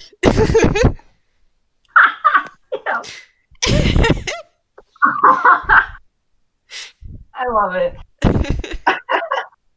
The buttons do hide that nicely. Okay. So, what are you going to do with your information? Ducky's gonna slip it in the back pocket for now. There's not a whole lot that Ducky now, but the knowledge that Ducky can procrastinate a little bit longer than expected, because part of this was buying time, and so it's just gonna be like give it a second for Teddy to look through cabinets and be like, oh yeah. Guess you're not finding it. Why don't I help you come search? And then go through each and every cabinet and look for a bit of flour and maybe a couple apples or something. Just like draw it out quite a bit, but still be looking for it. That is a. Mm-hmm. So I don't know if I do a perception check to see what I find in the cabinet. Yeah, I'm just gonna... You don't have to do a perception check. I'm just gonna say you find flour and a couple of apples. They're good apples. Okay. Like, Ducky, yeah. One of them Ducky's might be a little bruised. that's fine. They can all be eaten. Mm-hmm. Ducky will snag a couple of apples and maybe a little bit of flour to go in a pouch that she's got. Mm-hmm. Just, for later. Yeah. Yeah. Like a handful, maybe a handful of flour. Just secret that away. Okay. Put it in your hammer space. Yeah. All right. And remember to write down handful of flour in your hammer space. Yes. And a couple of apples. I have plans. Don't worry. Okay. We're gonna go back to Lou and Sol. Both of you make dexterity to see how well your braids are doing. That would be a 15. I hit enter before I could do the +1. All right, Okay, so let's see. Oh my goodness, Sol. So Sol Lou, is just distracted by the friendship. Lou, That's you're it. you're starting to remember how to actually, braid hair because The brushing helped. Mhm, the brushing really helps. Unfortunately, Sol is not picking up a lot of it. She's doing her best, okay? She is doing her best, and we all love her for that. Yes. Lou kind of just is like, okay, how about you help me pin up my braids? Because that should be easy. We just need to wrap them around my head. Or maybe something a bit like a bun? Yeah, kind of something like that. It's like kind of like almost like I'm kind of picturing it almost kind of like wrapping around and just kind of, being all tucked up and stuff. Exactly. Should I roll dexterity for this again? What do you think, Hart? Yeah, I guess so. Dice parser, please be kind to me. Dice parser. Oh, yeah. That's a dirty Yay! 20. So, after thinking about it for a little bit, you figure out what you were missing, and it the next part goes along beautifully. Good It's like job! you have... Yeah, we did it! And it's like the little victory fanfare. Da-na-na-na. And then Lou is going to roll hammer space, and she pulls out one of her spare red ribbons and hands it to Sol. Oh. Yeah, that'll be good to tie up Sol's braids. Yeah, just here you go. And she helps do Sol's braids and Lou. stuff. I'm gonna roll Yeah. dex for that. 12. I mean, it's passable. It's not like artistic, but it's not. It doesn't hurt or anything. Yeah. Was A-okay with that. Louis kind of just looks at it and goes, then looks at Sol and is like, do you want me to try again? I might be able to do it better, but it is up on your head now. We match. It's perfect. Sol is like completely happy. Nah, she doesn't care if it's like a little messy. She anyway runs everywhere. It's going to get messy. No, this is perfect. She has a friend doing her braids. Bless. Sol, I love you. Lou will now, protect you to the ends of the earth. They love you. Oh. Yeah, so it's the same in return. You now have a barbarian willing to fight for you, Lou. Congrats. Handshake emoji. They will protect their friends. Yes, exactly. I love good friendship. How about we go back and see how Lucifer and Phlox are doing now? Yes. Yes. How's Lucifer doing? He's quivering, and as you can notice, the tail behind him, like throughout this whole thing, it hasn't actually been like moving back and forth unless he's been walking. Mm-hmm. Because it's a fake tail. Yeah. Yeah. Yeah.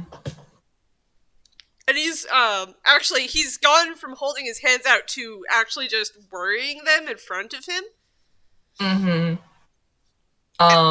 As he stares at you with your two knives.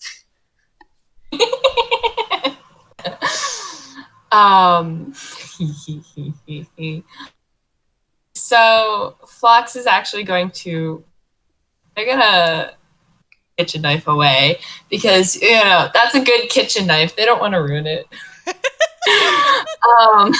To think of the knife. Not the person, the knife specifically. Look, sometimes you have priorities. Sometimes they're a little skewed. Lucifer's fine. He's still in one piece. He hasn't been stabbed or anything. He's still breathing, I hope. Make me a perception check. Well, here we fucking go, kids. 9. Yeah, he definitely looks like he's breathing. You fucking better hope he's breathing. Fuck, He looks like he's breathing. Oh my goodness. He at least is imitating it good enough. Yeah. Actually, let me roll. Oh my fucking god. That one. Good. Nope, he's pretty good at this. Yeah. Phlox is so fucking sus of like whether or not Lucifer is actually alive now. He ends up actually being just like a fucking just stupid dumbass wizard who decided to raise the dead for shits and giggles. If Phlox ever finds out, they might just stab him once. Just out of just sheer irritation of just like, you pecking fluffhead.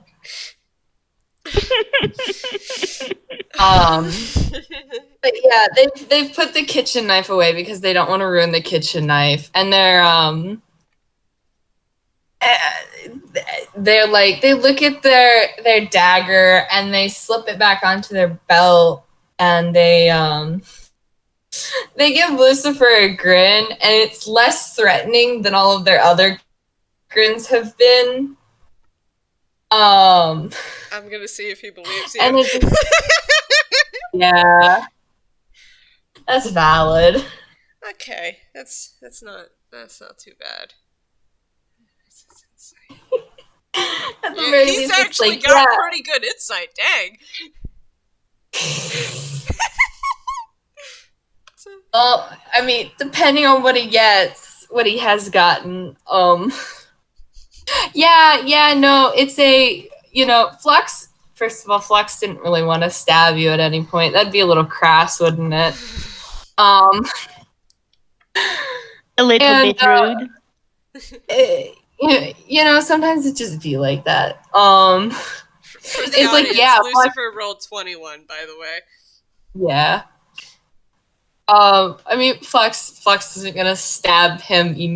It's sort of a Phlox might have stabbed you at some point, but Phlox has decided not to stab you. And Lucifer seems to at least relax somewhat. Oh, good. Phlox doesn't actually want to kill me. Okay. No, first of all, that'd be such a mess. Don't ask about all the other plans, though. Look, Phlox and Ducky have a lot of backup plans. And Phlox clasps their hands together in front of them, and you know, they sort of tilt their head and grin a little at Lucifer, and it's more cheerful than their other grins again. So they're like, you really just came to do a silly little documentary?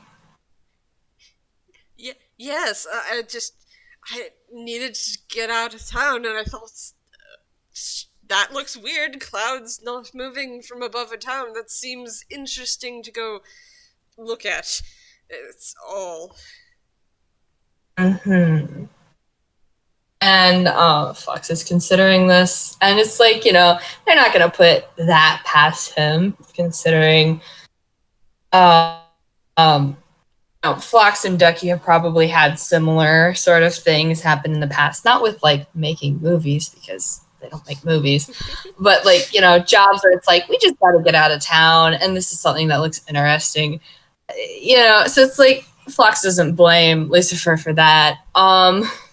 And they sweep their arms out, you know, to gesture to the room as a whole, and they're like, I really hope then that, well, not to be rude to you or Teddy, but if he could stay outside the room whenever we have to sleep, that'd be ideal. Thank you. Yes, that's fine.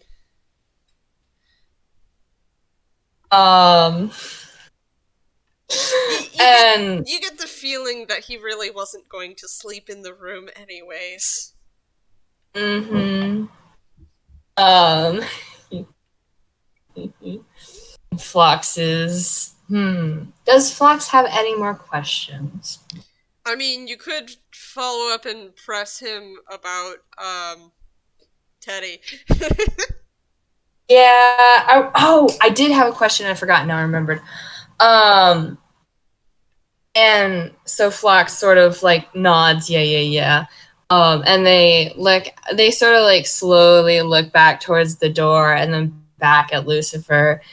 And their grin takes on that slightly more like it had been before as they look at Lucifer. And does Lucifer, about our darling friend Teddy. Where exactly did you pick Teddy up from? Well, you see, Mm-hmm.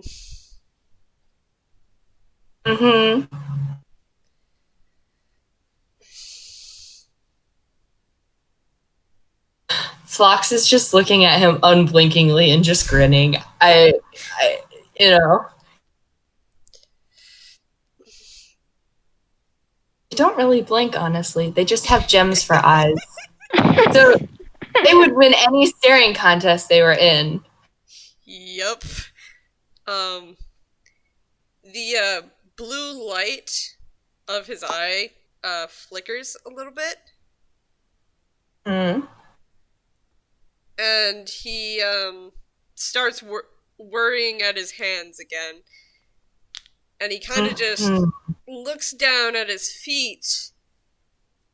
And he says, well, he told me I could. Before he passed. So you knew him. And he slowly nods. He,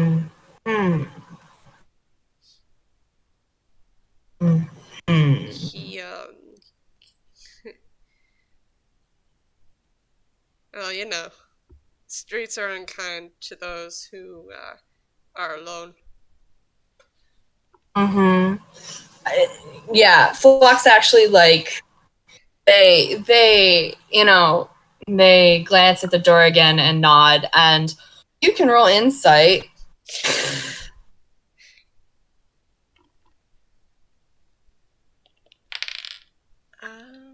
Let's see. So 7 plus 4. That's 15. Yeah, it's somewhat clear that, yeah, Phlox gets what you mean, considering the entire time that you guys have, been together, they have always, been with Ducky, or they've constantly been looking for and at Ducky, either for direction or to, gauge Ducky. So, Lucifer gets that, Phlox gets that. Mm-hmm. And, there's no judgment, at least for Phlox, on that.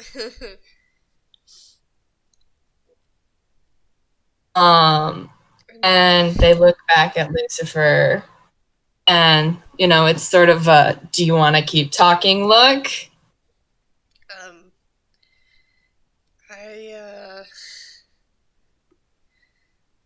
Well. Mm-hmm. Without him, I wouldn't have survived the streets of Vilstown. Mm-hmm.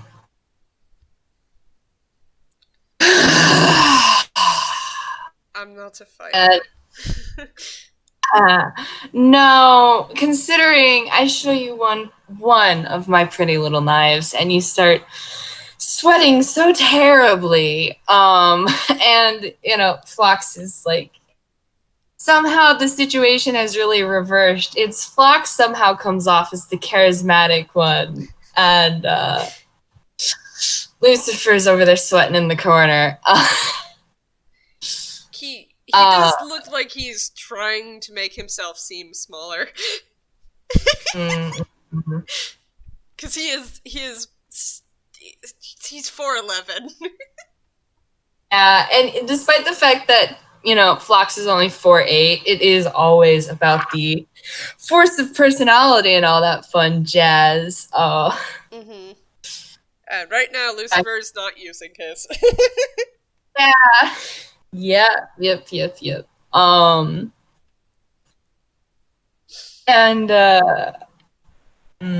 Phlox sort of puts their fingers together and does the whole I'm pressing the tips of my fingertips together and tappy the fingers. Mm-hmm. And they look at Lucifer, and they look at Lucifer. Goodness gracious. You are something.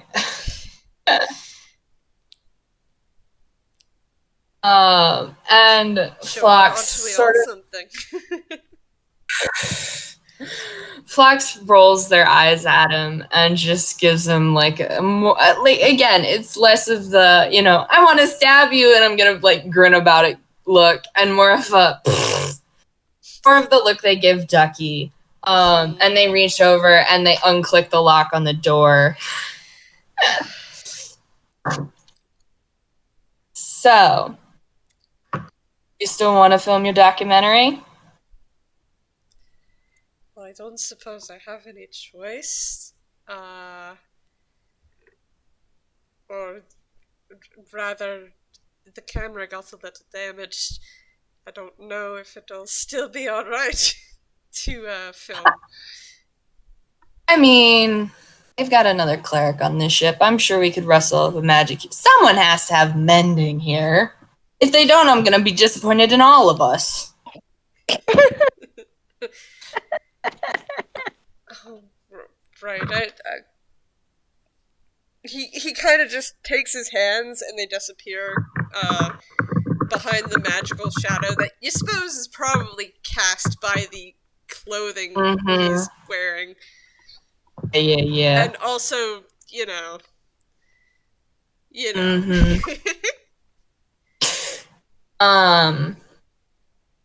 And they give him one last look, and they're like, you know, in the sake of being honest, because we have a contract together and all that fun stuff, and also it's it's not that big of a deal. Ducky's gonna know about this, unless they know already, considering they got left alone with Teddy and, clerics. Oh. They tend to know about undead and stuff. It's all non-invasive.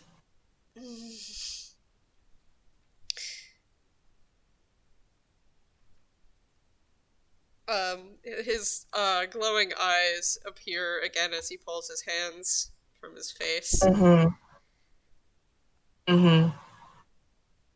I'm gonna go check up on them. If that's alright. Phlox opens the door and they swing it open, ending right ahead. He just kind of smooths his hands down his clothing and just walks past Phlox. Thank you. And They give him a 2-fingered salute, and then they leave the room as well. Mm-hmm. All right. Back to Ducky and Teddy. What you doing, Ducky? Ducky is taking distract Teddy duty very serious and has found more apples or whatever round fruit roughly the same size and weight and is attempting to juggle them while still talking to Teddy. Teddy's just kind of staring. Can I just say, I have an image of Ducky with, have some apples, now some oranges, maybe some bananas, even if they aren't round-shaped. Yeah, roll acrobatics for me to see how good you're doing at those juggling. Acrobatic. Top of the list. Yeah, I had to get to the right. Hey, that's not bad. That's a 13. It's no juggling knives, but okay, that's probably more Phlox's thing. I expected at least one to hit the floor, so 13 is better than what I thought. Dang, now you got me curious if we're using acrobatics for juggling, Phlox has a +10 to acrobatics. They could probably juggle knives. Oh boy. Would be amazing. So you, sorry, I got distracted for a moment. So you start to try to juggle, and it all goes on the floor. Unfortunately, juggling is a lot harder than you thought it was. It's all good. They're still eatable. Just gonna pick them right back up and try again. That's the distraction, is me attempting to juggle for 20. Teddy's just gonna stand there because you haven't told him to do anything. No. It looks distracting for anyone that might come to the kitchen and be like, what is going on in here? And just walk away. Creating more mess among the mess. Let's go back to Lou and Sol. You guys hear a loud click, and an opening of a door next door to you. What are you doing? I figure at this point, Lou and Sol have finished braiding each other's hair and getting ready, so, I'd say it's a good time to get out of the room. What do you say? Mm-hmm. Yeah, Lou's just, kind of, tilts their head and just, pokes their head out and it's where are you guys going? Phlox is in stealth. If you want to notice 13. Phlox, you gotta roll. I mean, That's what's true. Lou's I'm going passive to say- perception? Yeah, Lou's passive. passive perception is 1 sec. Girl, it is 12. Yeah, you okay. don't So if you Yeah. want to notice Phlox too, you're gonna have to roll. Yep. Me. So you They don't say that, notice. and then you look around, and it's just Lucifer, which is weird because usually he has Teddy with him, and Lucifer kind of just startles, goes, "Hi, I'm just going to go see Teddy. He went with Ducky to the kitchen." Oh, are you getting snacks? Yeah, can we come with you? Sure. And he Okay. gives this kind of unstable grin. Can Sol roll insight at that? Lou's gonna roll insight on that as well. Good roll deception. Let's see, that is also a +1. Oh, dang. So, Oh my goodness. Oh I boy. rolled an 18. His addition to deception is +4. You're pretty sure the reason why he seems so unstable is because Teddy's not with him. Maybe he's just really worried about Teddy. And he seems to be completely alone. And he isn't usually alone. And you guys can probably figure out, hey, maybe he's just nervous without Teddy with him. Lou kind of Sol is reaches like- out and Oh, takes sorry. Lou takes Lucifer's hand and just kind of like, or at least tries to, and is just like, It's okay. You'll find Teddy. They were And, in like, the kitchen, right? Yes. Blue, make me a Sol perception. is good. Huh. okay, perception 17. Lucifer's hands are very cold. Oh, do And you need a blanket? Your hand's really cold. no, that's normal for me. And you Oh. do also notice that even though they look, like it would be 2D, he is actually very much 3D. Kind of a clay texture. Huh. Does Sol even know? Well, no, Sol would know this. Like, on her end, I'd actually say she'd, like, pet Lucifer a bit and actually just go to take his other hand. Because, hey, if he's lonely, well, like, Sol and Lu can go with him to go find Teddy. He kind of just lets you take his hand, and he's just kind of like, okay, here we go.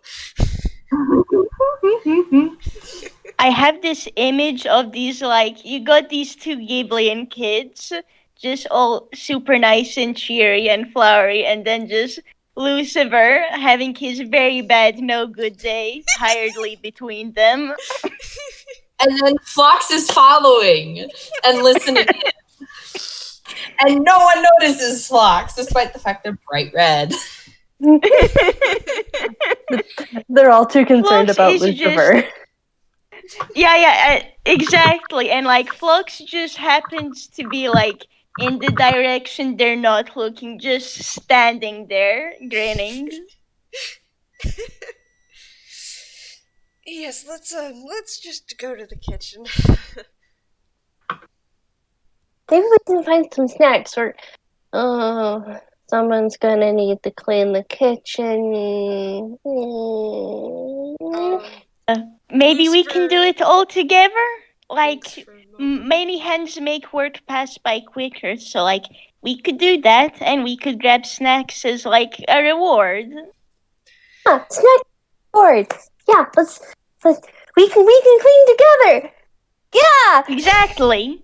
Teamwork makes the dream work. Okay. He just kind of walks along with holding hands, and it's perfectly fine. Fine. Nothing everything's wrong fine. here, no. So, Ducky, are you still trying to juggle?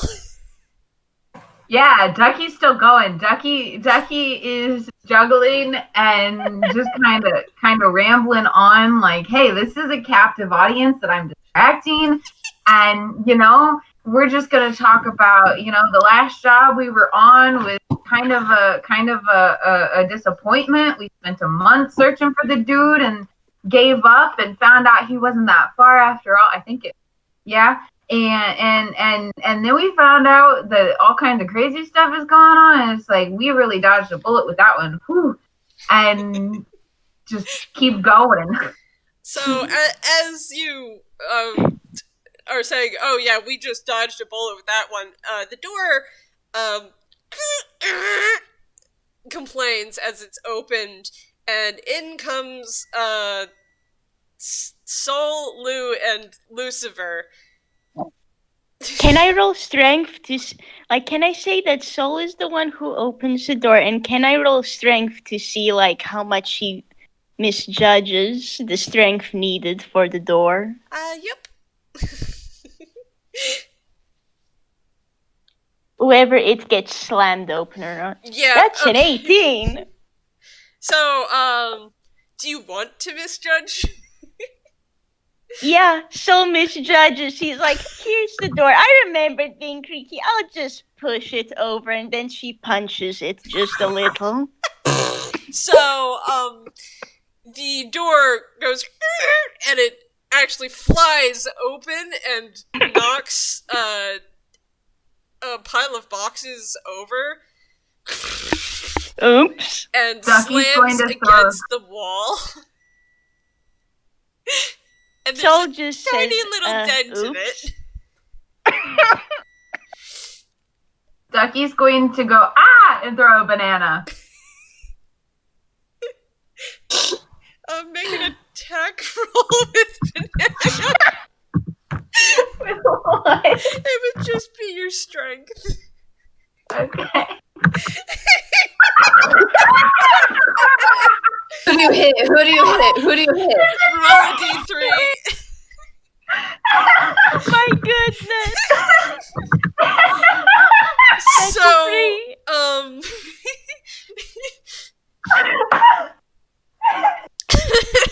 So you go, and throw the banana, and the banana flies and hits Lou right in the face. Oh no! Good. So sorry, Lou. Oh, I'm sorry. Sorry. You startled me. Do I need to take 3 damage? No, you don't take any damage. It's just a banana just Okay, nailed good. you in the face, and it kind of stings, but pain fades after a little bit. You didn't really take any damage. I'm so glad So that was sorry. the banana and not the apple.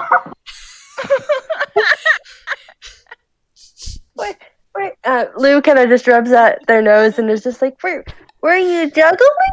Why'd you throw it? Yeah, juggling. Juggling was definitely what was happening here. Oh. Lucifer takes one of his hands he takes his hand from Sol and actually covers his mouth as he starts laughing. Oh my goodness. Sorry about that. Yeah, Sol just looks sheepish as well, because she figured it must have been because she opened the door too hard. Oops. It's okay, you didn't mean to. At least it was the banana, like you were saying.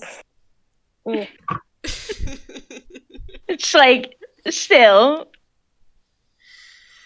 Sol is going to pick up the banana and just what do I do with this? She's looking very dangerously at the banana now. Oh. You can put the rest of the fruit back down. um, um, so, Ducky, was, Teddy any help? Yeah, we found some flour and we found some apples and found some other stuff. Wasn't really looking for the other stuff, but found it. Wonderful. What are you gonna make with the flowers and apples? You gonna make Are a you snack? gonna make some pie? Not the pie, but gonna make something. So that's for later plans. It's all good. It's all good. The apples are a snack though. I'm excited about the apples. Can we have some too? Sure, if you don't mind the juggled ones. They this one hit the floor, so I wouldn't eat that one, but the rest of Yeah, thank you. And Sol is back to being happy. She likes fruit a lot, despite being a fox. Also, Ducky, we probably need to help clean the kitchen. Do you want to help? And then we could eat snacks for a reward. Sure. If that's what the gang is up to, I'll help clean. So, Phlox just rolled. What are you doing, Phlox? So that was a performance roll, and it's a dirty 20. Oh, wow. So basically, Phlox has been following and eavesdropping on these three as they headed towards the kitchen. And like the second there's like after, Ducky is like sort of like, if that's what everyone's doing, the door is already open. So Phlox is going to very dramatically slam a hand on the door frame and say, "Vod!" Bye. Lucifer is going to predictably jump, and Lou jumps as well. I'm gonna and roll dexterity to see if he lands on his feet or if he takes a spell. Oh my goodness. Too, Also, Lou I'm going to say. Oh no! I'm going to say as well. Sol startles, and she was holding a banana. The banana drops. Oh wait, Oh, you're I not was gonna gonna- squish the banana? So, that was a nat 1. Plus 1. Oh my goodness! Oh my goodness! So, Fucking dead. Lucifer Can't believe the jumps banana got him. about 2 feet in the air. Let's go of Lou, which is why Lou is fine. It lands on the banana and slips and falls backwards.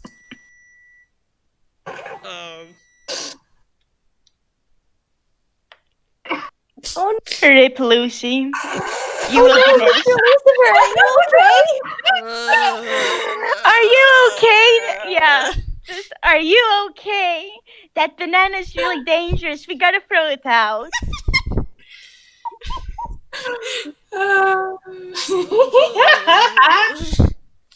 Oh, my head. Oh, Lou is going to help Lucifer to his feet. Make a strength check. actually, Hey, can I Lou, say? what is your Can I say strength? that Sol helps with that? Yeah. Hey, so while they're doing that, Phlox is going to look at Ducky with a, that rictus grin they keep giving out? They give, Ducky one of those, and they say, "I guess you should use, Cure Wounds on him, huh? Make sure you didn't smash his head or anything." Yeah, I can do that. We don't want anybody with a concussion. That would be That- lovely. Yeah. Ducky's gonna So, reach Lou, out, poke.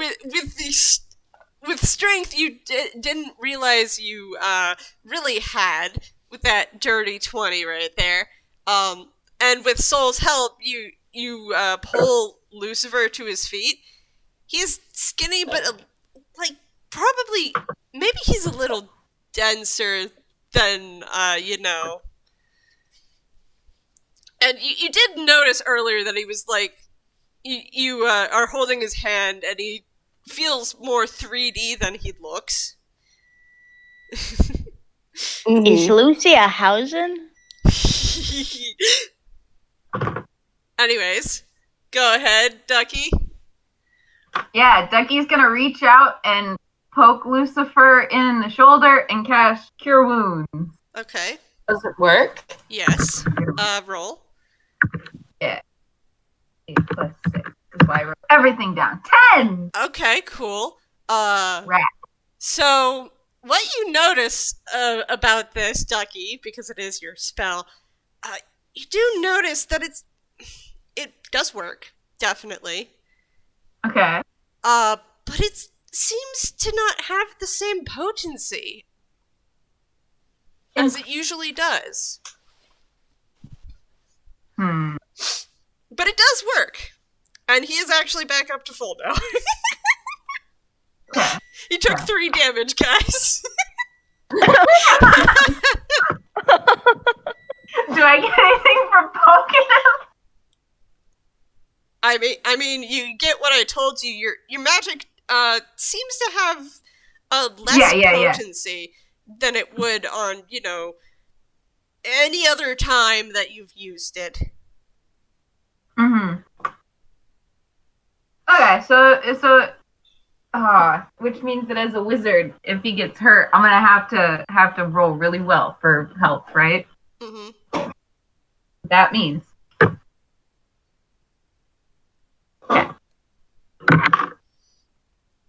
Okay.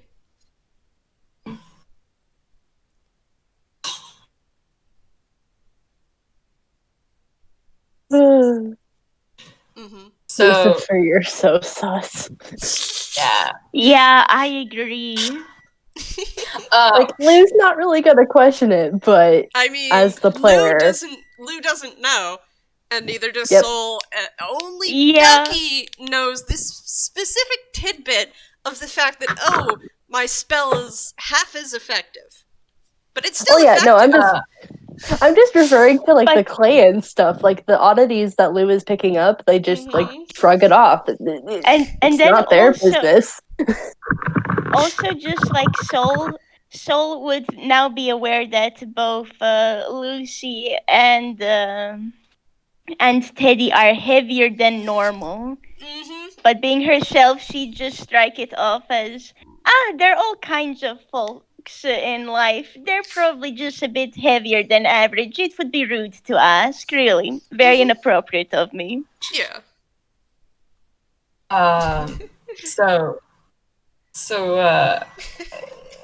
Because technically, everyone is still in the doorway, and now Ducky has moved closer to Lucifer to heal him.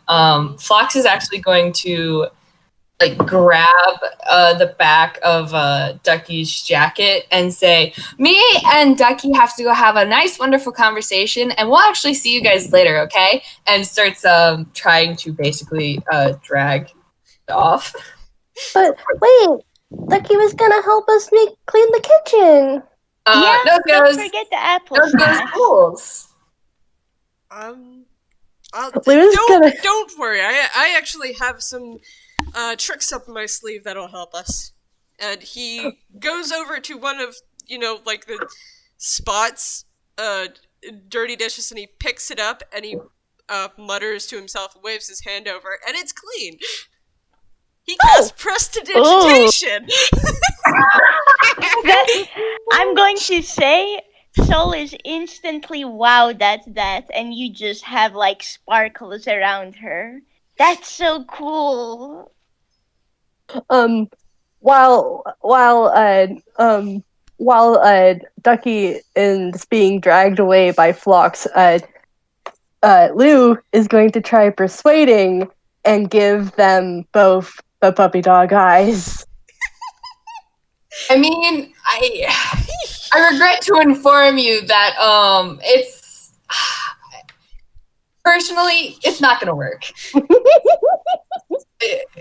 It's not gonna work because Phlox has some very important things to discuss with Ducky, and they never were planning on cleaning the kitchen in the first place. So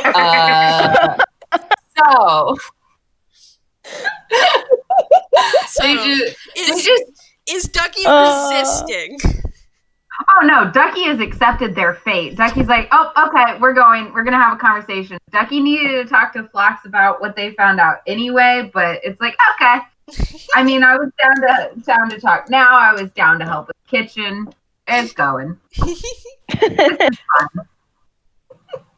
All right.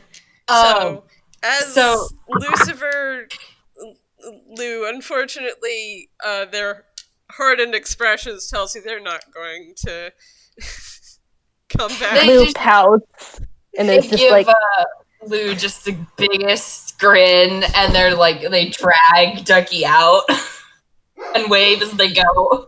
Lou kind of folds their arms across their chest and sulks for a moment before turning to Lucifer and then getting extremely starry-eyed because, that's gonna make things a lot easier.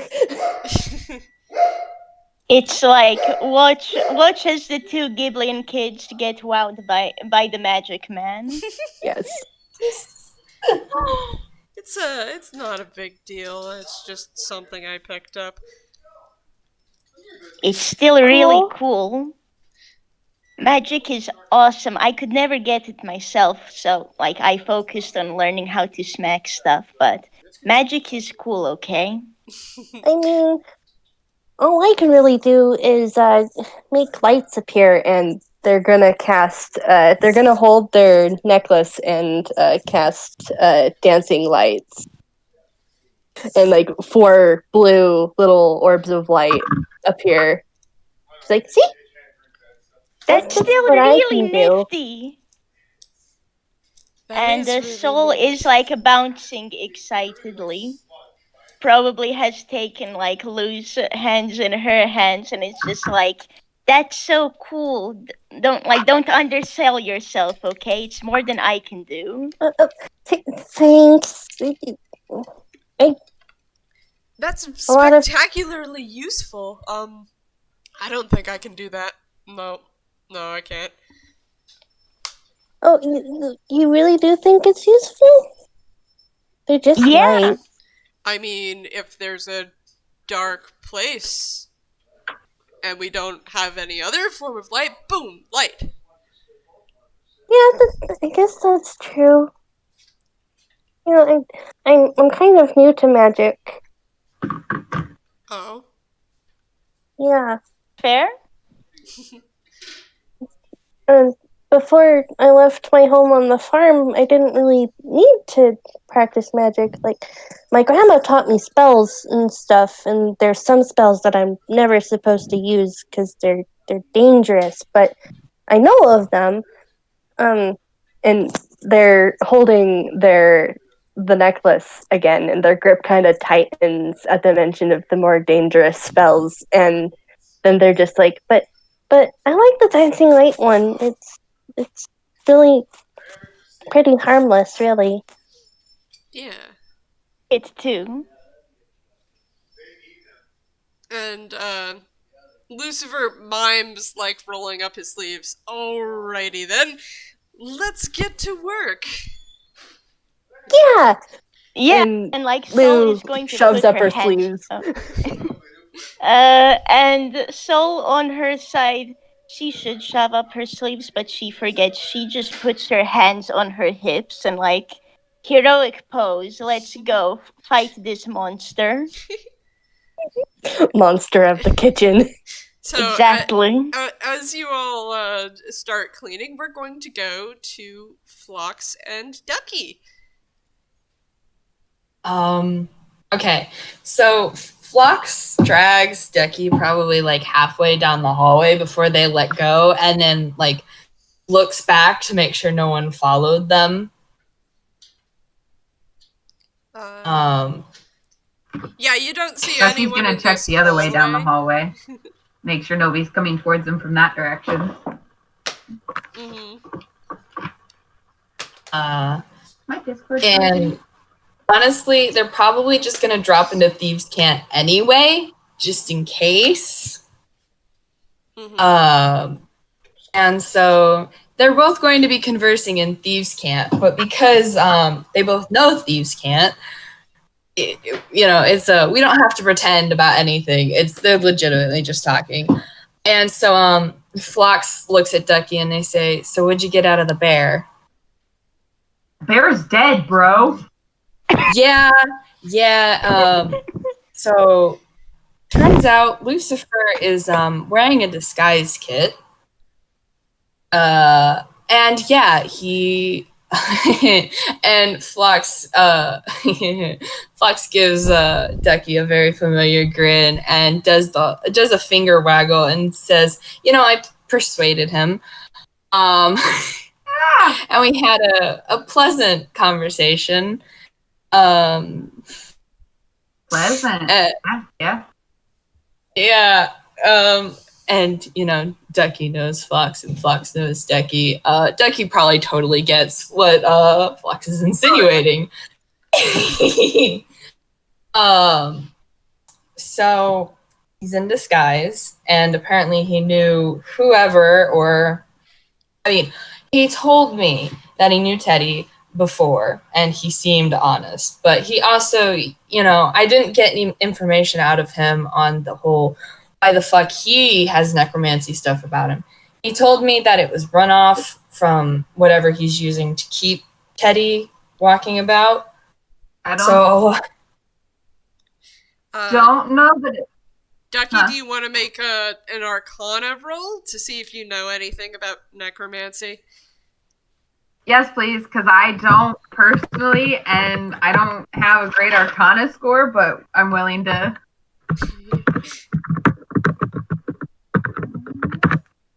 21! I didn't know. Being a cleric, you've read up a lot about necromancy, considering sometimes you've found jobs where you've had to take care of the undead.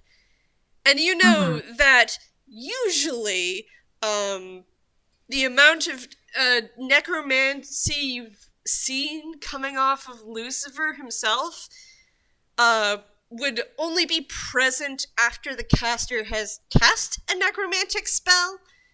And you're pretty sure mage armor is not necromantic. Yeah. So it could be runoff from casting the spell, or it's not. That's her heart. Yes. So it could be runoff from casting a spell, but Lucifer would have had to cast a spell right before you actually looked at him to be able to see runoff from necromantic magic. Okay, so it wasn't that, because Animate Dead is 24 hours, so it wouldn't have... And we were just with Lucifer.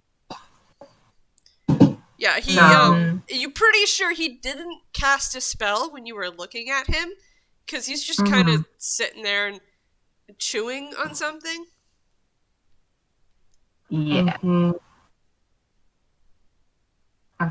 Okay. So yeah, no. So Ducky's response to that would be, he pulled a fast one on you, because the odds of that is quite low, unless Lucifer is a bit sneakier than we think, right? Yeah, he was, he kept trying to lie. It was almost adorable. And they glance back at the kitchen and they're like, I don't think this has changed much in the regards of our goals here with the contract and all that stuff. We do need to actually get his camera checked out because it's so busted. I know they mentioned a cleric, but I'm sure even if the cleric doesn't have mending, someone should. Yeah. Healing doesn't really work on cameras, so I can't really do anything. Oh, did you get anything from that cure wounds you used on him? Not dead. Not dead. That's good. It did work, but something is definitely up. So Okay, so something is still fucky with Lucifer, and the bear is dead. yeah, head empty, no thoughts. So Head empty thoughts.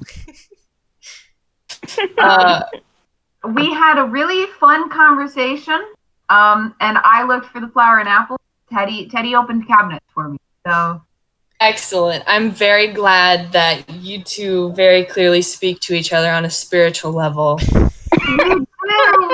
we're besties now. We're besties. Amazing. I know you. It's just like talking to you sometimes.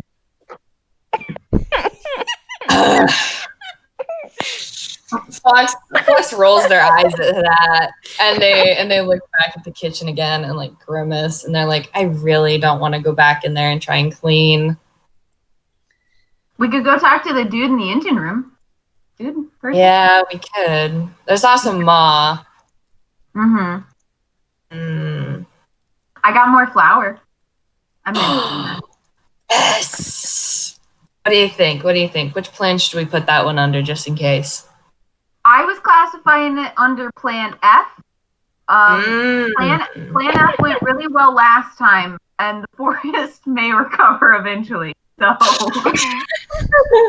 yeah, I feel like it'll be a little bit more interesting this time with us being in the air and then airships. Do you think the explosion will be pretty? yes.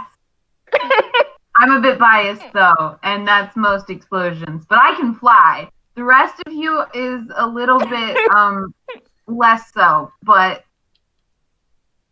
we'll figure it out. I think I'll bounce pretty good. We'll figure something out. I would prefer we not destroy our allies' ship, but it needs must. Needs must. And they look around and they're like, do you want to talk to Ma while I go hit up the engine room?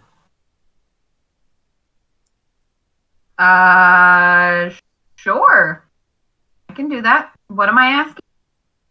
I don't know. All right, I can do that. Aren't you supposed to be the smart one? You know, I was getting vibes of talking to Teddy again, so. Teddy is a delight. Not, yes. So I'll talk to Ma. You check out the engine room.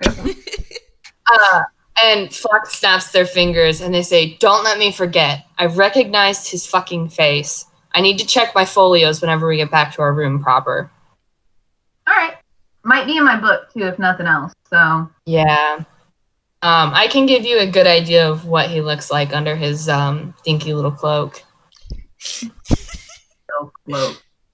Dinky little cloak. Okay. Dinky little cloak.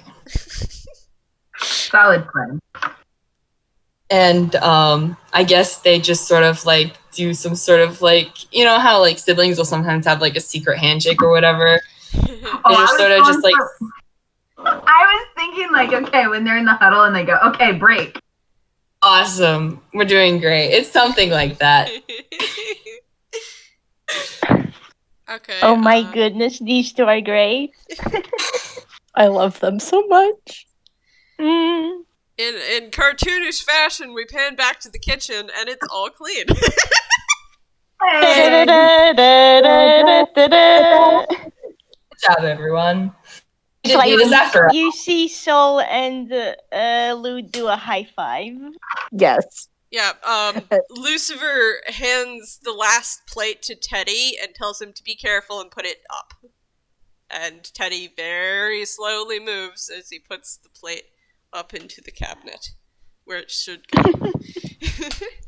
Lou kind of swings their hands back and forth a little, and like they kind of like bounce on the top balls of their feet and look at Lucifer and like, so why do you want to make a documentary about the clouds? Like, I know it's all weird and stuff, but like I meant to ask before we left, but now we have time, so why do you want to make a documentary? Well, honestly, it was just an excuse to go on an adventure. Um, Oh, that's it. That's totally valid. I get you. And Sol is like nodding with 100% confidence. yeah, I'm like oh wait, I didn't tell you that. I'm not that much of a fighter. But I just wanted to go on an adventure and the clouds didn't move. That's very odd. I thought that maybe there'd be something magical about them that I could admittedly study. Sounded like a call to adventure to me. Lou is going to roll insight on that. I'll say Sol will do the same. Oh my goodness. This is where I remind you that you still have an inspiration point you can use if you would like to. Oh my goodness.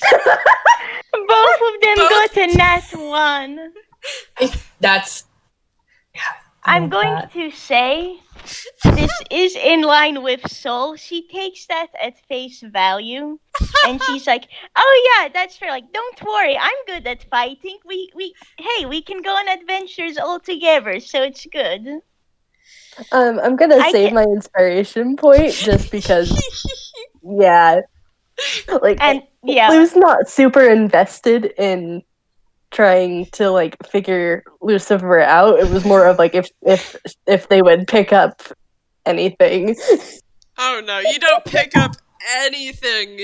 Even has the slight slip of an accent slips through. Mm-hmm. But that just seems like, hey, maybe he's just a little tired. It is getting very late. Mm-hmm. Now. And they did clean the entire kitchen for the crew. Mm-hmm.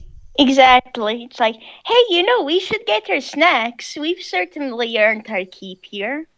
Yeah, we can eat some snacks now. Exactly. Definitely. Lucifer's I'm gonna roll investigation. So is Lou. Investigate for snacks. Okay, let's see. And that should be a 15. I did not hit the 2 like I thought I did. Oops. And yeah, let's see. That should be 20 plus 1. So that's okay. So that is a 5, a 12, and a 15. So Lucifer seems to just be opening cabinets and just finding more dishes or pots and pans, and he's like, huh? But Lou, you easily find snacks, and there's even some carefully wrapped pastries and candies in here. Lou's eyes go wide and just like, oh, they have some pastries. Oh, but I don't know if we're allowed to actually eat those though, because it's a little mean to. She's waffling. Lucifer comes up behind Lou and looks and says, "Oh well, there seems to be enough. I'm sure they wouldn't miss a crumb." And Sol comes up behind Lou, and she sees the pastries, and Sol is just giving the pastries a long look, a very longing look. Lou looks at that, and then they cave. They're just like, they want the pastry really bad. Okay. Clean the entire mess of the kitchen. I think they earned it. Yes. Okay. That is a 23 from Lucifer. What's that rolling for? Nah. You don't know. You don't see. Oh my goodness. Hi, that's really sus. Oh!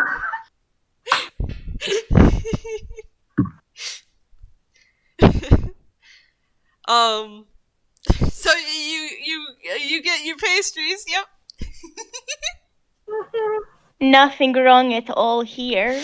Time Nope. to enjoy the goody goods. Yep. And the pastry tastes delicious. Oh yes, it does. Yes. Seems they're day-old pastries, but they're still really good. Oh, Lou nice. doesn't care. Sol is just kind of in the happy land right now. They cleaned the kitchen and are eating pastries as a reward. That's like the best kind of thing. Lucifer is also having a pastry. It's very Is he? interesting to watch because the pastry it just droops into the white mouth, or it seems to.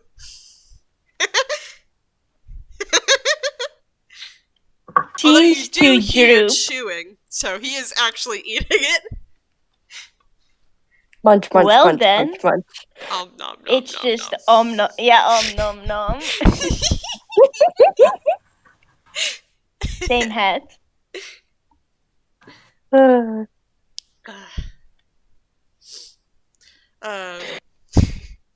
Lou, you look back at the pastries and some of the candies are gone. Oh. Oh. Well, I guess we now know what that roll was for. Lou kind of blinks and then just shrugs. I Kinda don't just, like, think Sol wiping even off the noticed. crumbs off their fingers. I don't think Sol even noticed. She's They're just... happy with the pastry. Yeah, exactly. It is getting rather late. We should all go off to bed, shouldn't we? Yeah, we did a good job, though. Good job, Yeah. team! High five! Lou high fives Sol. Yes. Does Lucy take the high five? Oh, if it's offered, he will high five. Hey! Yeah. High fives and pastries have been shared between this little team. The They're bond, a happy the bunch. pact is now sealed. Lou Yes. now considers both of them friends. And Sol the same. Just It's like, very happy, very oblivious that these two children have no reason to be sus of Lucifer. yeah. Lucifer's Like going to Lucifer. grin and say, "Well, I'm going to go take a little walk on the deck. Good night." He Okay, good Rest night. well. takes Oh. Teddy's hand and starts walking off. Sol I'm is glad going that to they- wave at them. I'm glad that Lucifer has Teddy. And Lou kind of starts yawning because it is a little late and like rubs that at their eyes and it's just like, They seem like really good friends. Yeah, they're really close. Mhm. But he did make a good point. It's like, let's go to sleep. Hopefully Yeah. Mossy's feeling a bit better. And like Sol is going to Mhm. take one of Lou's hands. Lou kind of just holds back and is just like, Yeah, okay, let's go to bed. Yeah. And it's like yawns and good times are abound. And I guess at this point they'd head off. Lou's bad, terrible, no good day has ended on a very good point. That's good. Oh, All right. and yeah, Sol is still just having a good time. As you guys get back to the room, you notice that Mossy is completely asleep. Good Oh. night, Mossy. Rest well. Sleep well. And And Lou kind of like, I just guess crawls that- underneath her covers and just. Yeah, He's Sol is asleep. like, oh. Sol's gonna whisper a good night and then just kind of climb up her bunk and just flop over herself. All right, Ducky and Phlox. Which one of you? Do you actually have questions, or are you just gonna go talk to them? And I don't know. Ducky, do we have questions? Anything specific? The extent of my thoughts was I wanted to see if Ma, I threw out that question. I just wanted to know the name of the cleric, because Ma said there was another cleric on board that they have. So I just wanted the name and if she could direct me in their direction or like something so that if something happens, then I know who the other cleric is.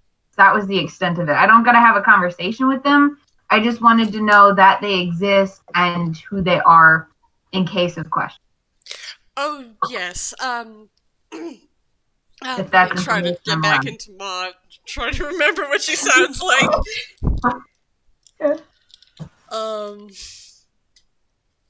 Oh, yeah,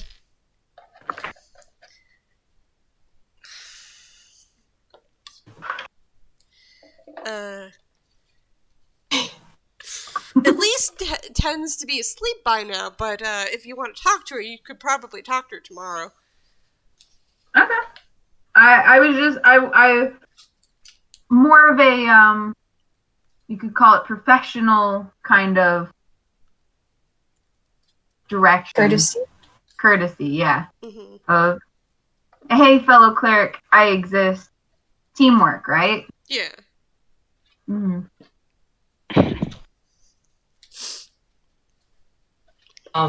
Or a name, and so I could be correct. Yeah. Elise is her name. Alrighty. Phlox probably goes to the gnome / Ma's husband or spouse and probably asks for a little more information on like construction of the airship. Mm-hmm. And stuff like that, or just like airships in general for just like extra information because just in case there's any sort of like actual airship fights and not just Flock opening the door and trying to do a knock knock joke. Okay, yeah, he gives you a rundown, roll intelligence. Yeah, just straight in. Yeah. Just your intelligence. Okay. To see if you, because he's talking a lot of jargon here.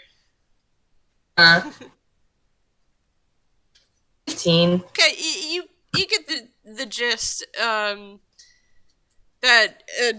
generally the airship's pretty hardy, as long as like nothing hits the engine.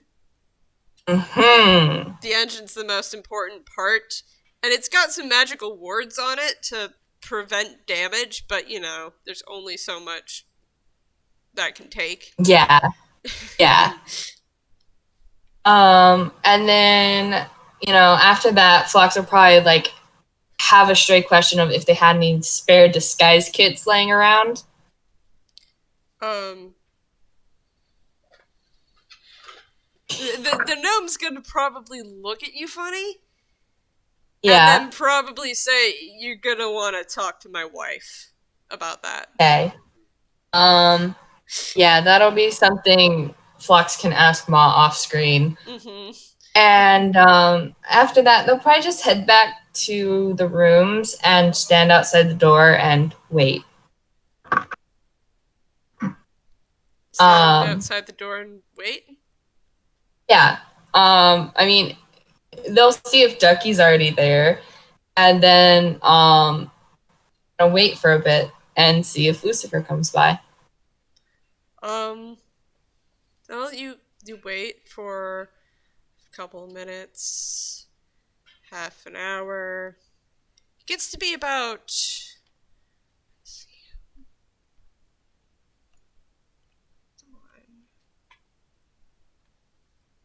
It's to be about. Yeah. Actually, it's a half an hour, and he comes by. Mm-hmm. Oh, hello.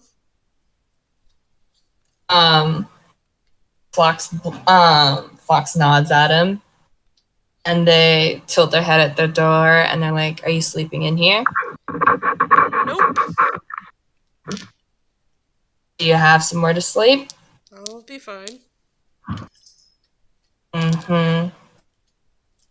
And they give him a sort of a sort of look. What? You said you didn't want us sleeping in the same room. I'm fine. Just gonna go to the galley.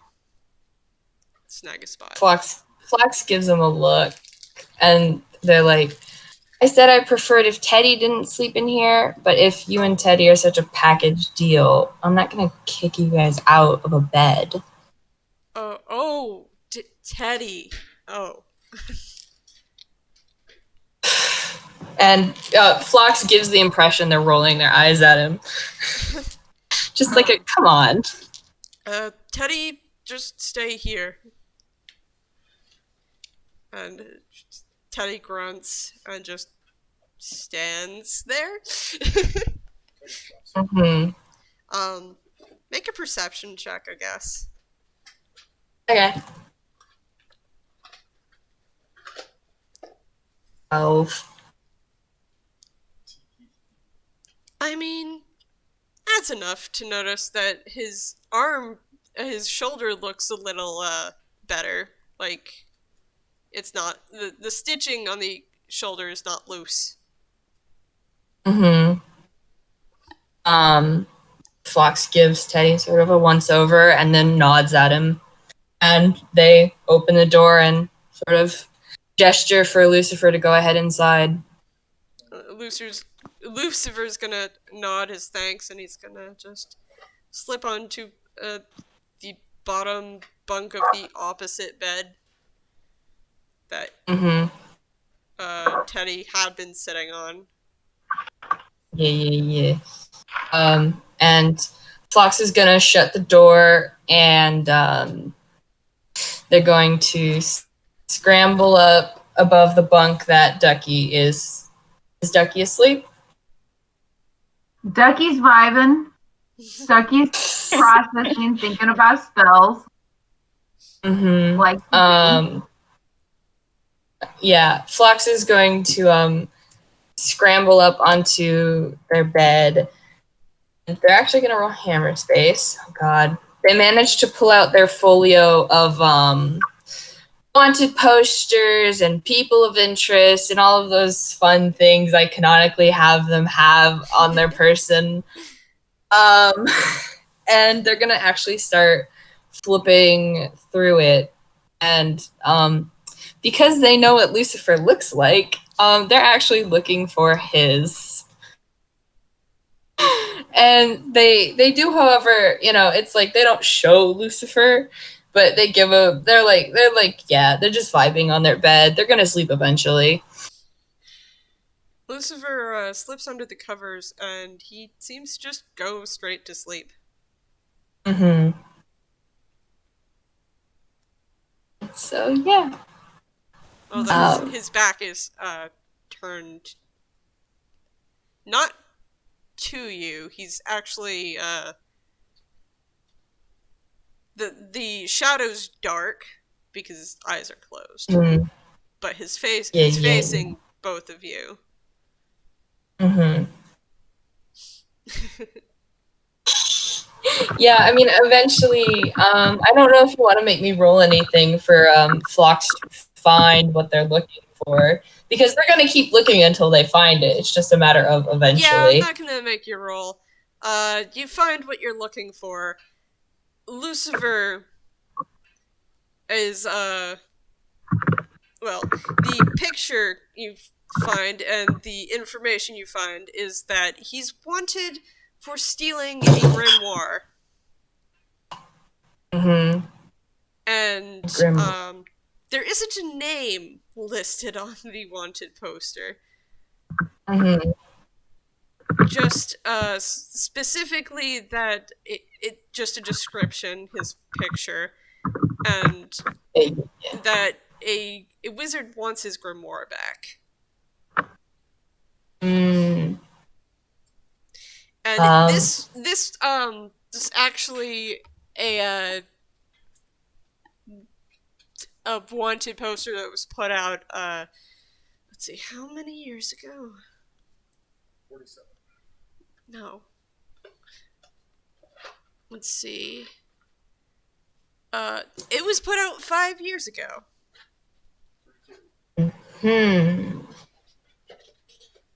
Okay.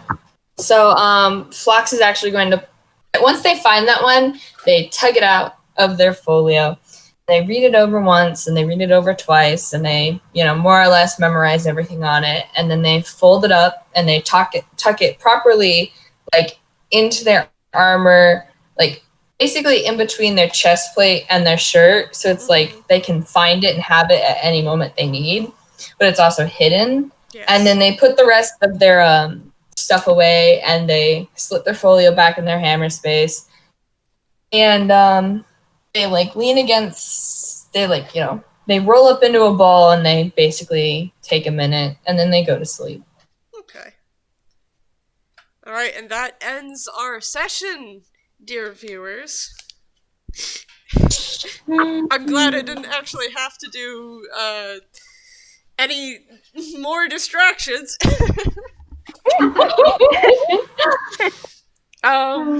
Entirely fair. So, all of you, and I'll say this at the beginning of the game next time, we'll get a long rest. Nice. Long rest. Yay! Yep. They'll be ready to cause proper chaos to probably the government. Thank you for joining us.